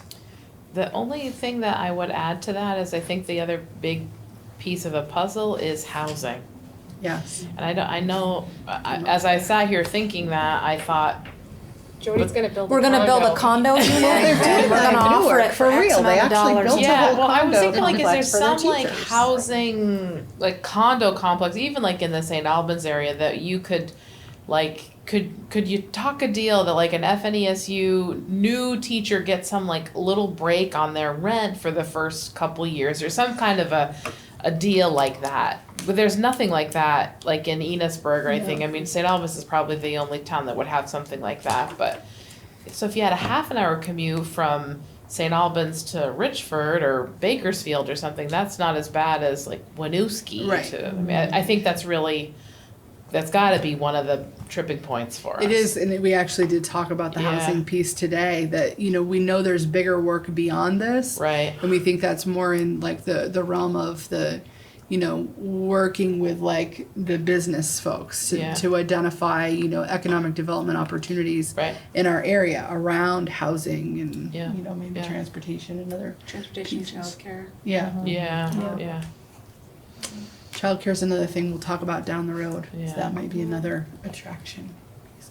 So the second half of high quality staffing is that idea of teacher retention. So I'm gonna just I'm gonna need to move into executive for this part of it because part of our conversation is gonna be around negotiations. Okay, so if you can move in so we can talk about the retention through the lens of negotiations, that would be great. I'll move to executive session at 8:40. All in favor? I, Aye. They have accrued leave to be able to use that as paid leave up to 12 weeks as long as they have it accrued. So I'm asking for the board to give me direction. What's the will of the SU board in terms of FMLA for the birth of a child? Absolutely. yep. Would Yes. you like a motion? I would love a motion. I'll make that motion. There you go. All in favor? Aye. Aye. The last piece is about unpaid leave. And I did just want to say the family medical leave did fall under high quality staffing strategy number 2. And Duly noted. unpaid leave. And actually, Your I slide feel like was not unpaid me. leave falls under academic proficiency and Oh, high quality I can see staffing. why, it would, because yeah. it definitely has an impact on the Yeah. quality of instruction that's happening in our classrooms. Before you even begin, let me Yes. just say that I have been thinking about this since the meeting we had in Bakersfield, which was like August. 6 weeks ago or something. Yeah, Yeah. So go ahead. So I don't know that we're getting there tonight. I'm going to tell you, like, I've tried to synthesize of all the groups I've talked to about this. What are some of the themes that came out?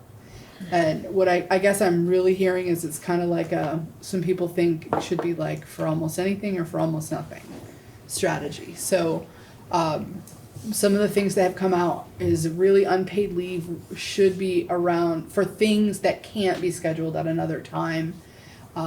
Or we could say something like anybody can ask for up to 3 unpaid days for anything.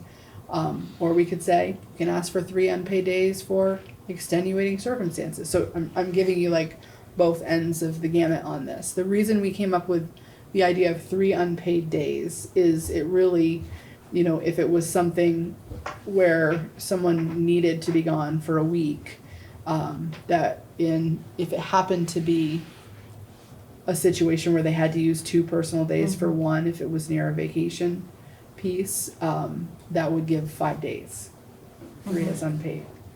So because they all earn 3 personal days. Right. So anyway, that's where the 3 days came from. The other idea that came up is maybe we could consider something like by request, staff, are you reading facial expressions?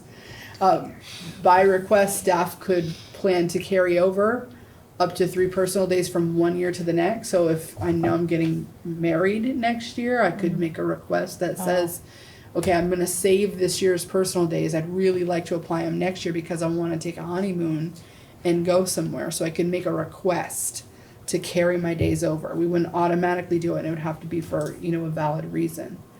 And the other thing that really came up was that there's a pattern of some people asking for unpaid leaves over and over and over again. So the idea Like certain of people or certain things? certain people, there are certain people that frequently request For unpaid unpaid days. leave. Because So- they've exhausted their other banks. Yes, Right. Okay. or because it doesn't fit within the category that they have leave remaining, Right. because you can't use sick Mm-hmm. or something like that. So what So- about, and sorry to interject, but what we had talked about previously is melding it together.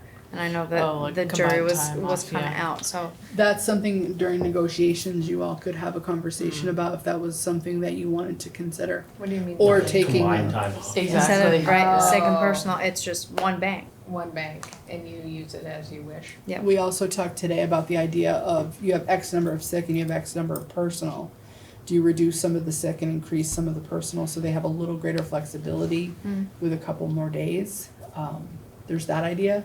I think that there are lots of things you can think about as you get into this I negotiation. know, then all of a sudden my brain kicks in overdrive, like if you have like a ton of kids, you're blazing through sick days. Yeah. Yeah. Versus somebody who doesn't have children. Right. But you can use your personal days for sick, you can't use your sick for personal.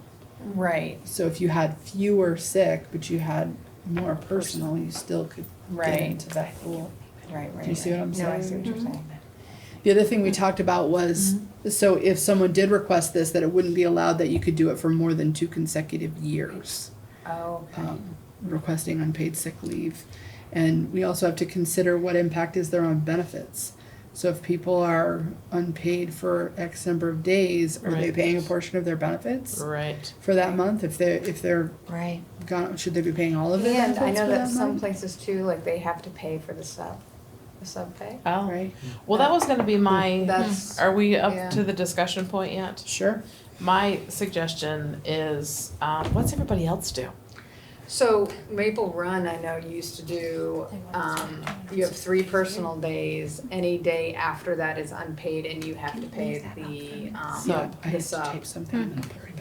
But you, Which is but I don't like think they 100 dock it hours a at day. so many days, but I'm leaning towards the setting a day cap, like you get 2 unpaid The days. thing that I really have been struggling with since we talked about this was, like who makes the decision? That was part of the conversation, right? Like who makes the decision, and like if it's the building principal or if it's Lynn, and then like whoever is making that decision,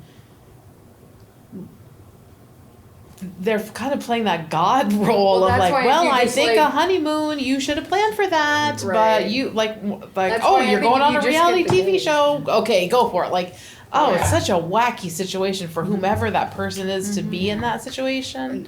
By policy, it's you for a Right. teacher. It has for to come to the professional board, staff. It's me for support staff. But that's So- why I was thinking, if you just had the days, then you wouldn't, because that's what Rick was saying. He's like, I either say you get whatever or you get none. He didn't want to have to be the God, decision maker. yeah. But if you just say you get this many days and you can do whatever you want with that amount of time, but this is what you get, then you don't have to make the determination. You know Yeah. what I mean?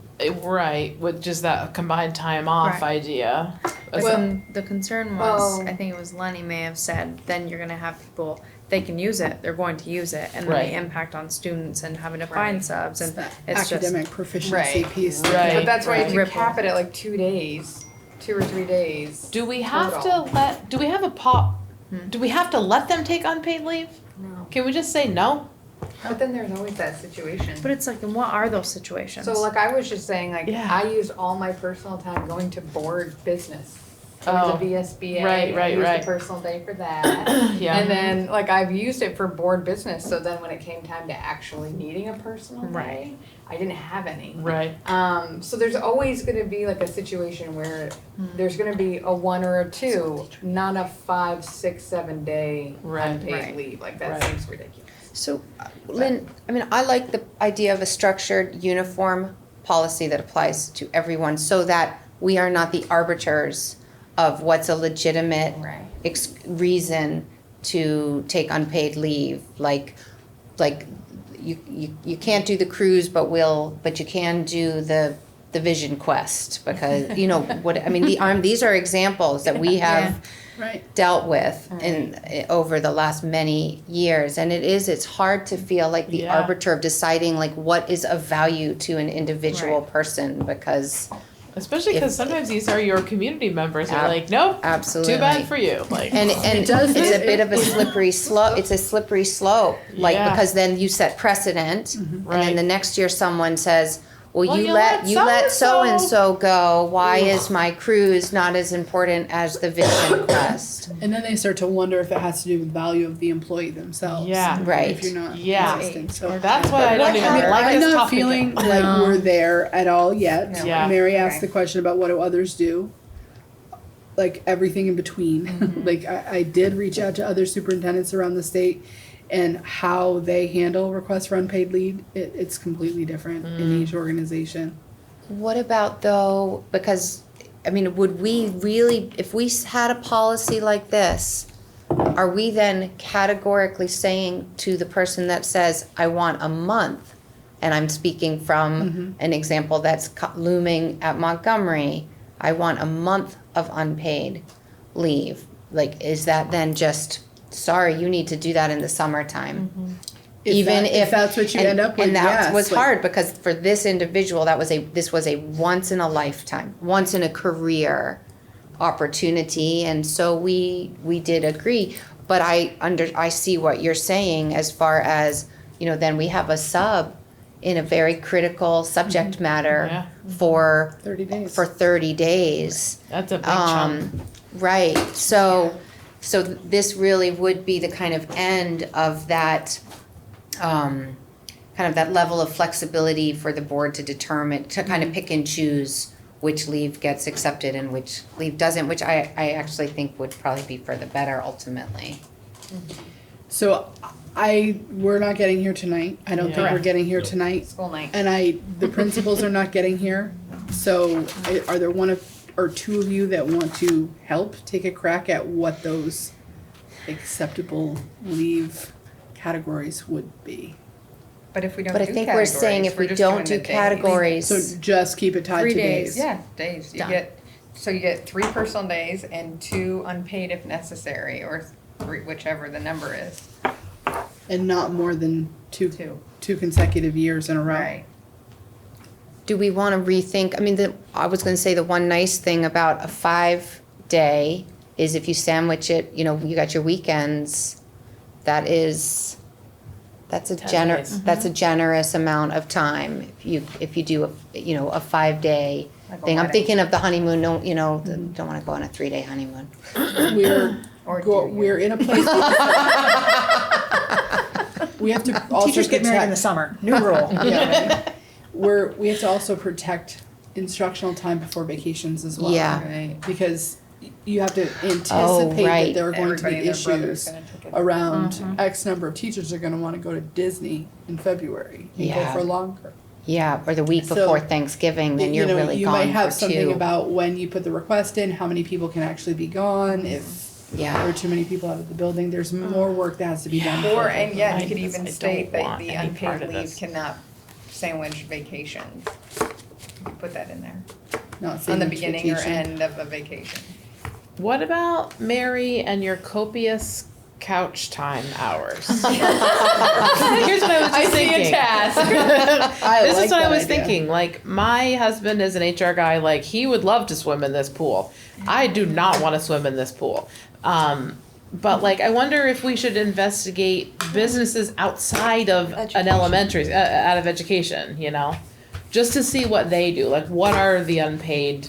I mean, I know that gets us outside of the like up against the school vacation, those sides of the issue. But would you be interested in spending some time doing a little bit of investigation on what seems like a reasonable policy? I mean, Yeah, that there's can- got to be some fairly good middle of the ground. And if it's like, I have this opportunity to teach in Australia for a month about mountain climbing, then that comes to the board. That there is potentially some way for those really super unique situations to come to the board. right. Yeah, I mean, I'm happy to do it. I'm like, oh, this is super unique. There's that slippery slope. I know. Yeah. Research But- businesses that but- work It's 185 freaking me days a year I'm- and see what Well, they're. and so Well, psychologists. and I'm of the mind that I already feel like I I'm like, most people get what, 2 weeks of vacation Yeah, off yeah. in a calendar year. So I actually think the school calendar is pretty generous vacation wise. You get a nice long summer, you get Thanksgiving break, Christmas break, February break. There's a lot of time to play around. So I balk a little at this kind of I need a month off during the school year because Yeah. you have 2 months off in the summertime. But yeah, I'll look into it a little, and maybe Lynn, you could just that one don't little look up there right snippet now. would be helpful. Yeah, I'm I gonna know, have a I'm gonna seizure. know, like, I don't know. Getting Maybe jealous. Lynn, what you has could happened just give there? me that little chart. That's what that It is. would just be I can do that. helpful. Okay. And is this a solo endeavor for me? Is Yeah, that- I'm you not have on the copious amounts of couch time. I'll do some digging. Okay. Yeah. And Just we, to I have know a some guy. policies. I know a to- guy. Yeah, I know a guy. exactly. Okay. I can't ask him, but you can ask Yes, I him. can. yeah. Yep, that's, I think, and I think it's a good strategy to move towards some sort of uniform policy around this. Okay, great. I am gonna be walking soon, though. No, You're not. Take it we have to get our couch time. Nancy Andy. Kerrigan I'm style. gonna go crazy. Just gonna keep me in this boot. No, she's gonna move up to the knee. Boy. She's going Nancy Kerrigan. Okay, Lynn, do you have anything in other? Okay, so board business, any future agenda items? I mean, we're gonna circle back with Morgan's, audit and banking Those stuff. We're gonna positions that circle you- back with this. Those positions that you mentioned, you're gonna keep on our tabs, okay? Yeah, we're gonna keep talking about the facilities and the special ed. With the early childhood You ed, gave yeah. me Okay. Or authority early to hire childhood, over yeah. the summer away from the table for those remaining positions. I hope that you are okay with me hiring away from the table between board meetings. I wouldn't wanna lose someone if I had to wait to come back to you. Oh, For some, For the open position. Just for the Open open ones. yeah. oh, oh, okay. yeah, I'm like for the new. We're not talking about the new Yeah, stuff. Oh. There's the slow your roll, right? Okay. Anything else? No. Motion to adjourn? Motion. All in favor? Aye. Thank you, folks. Thank you. Mary.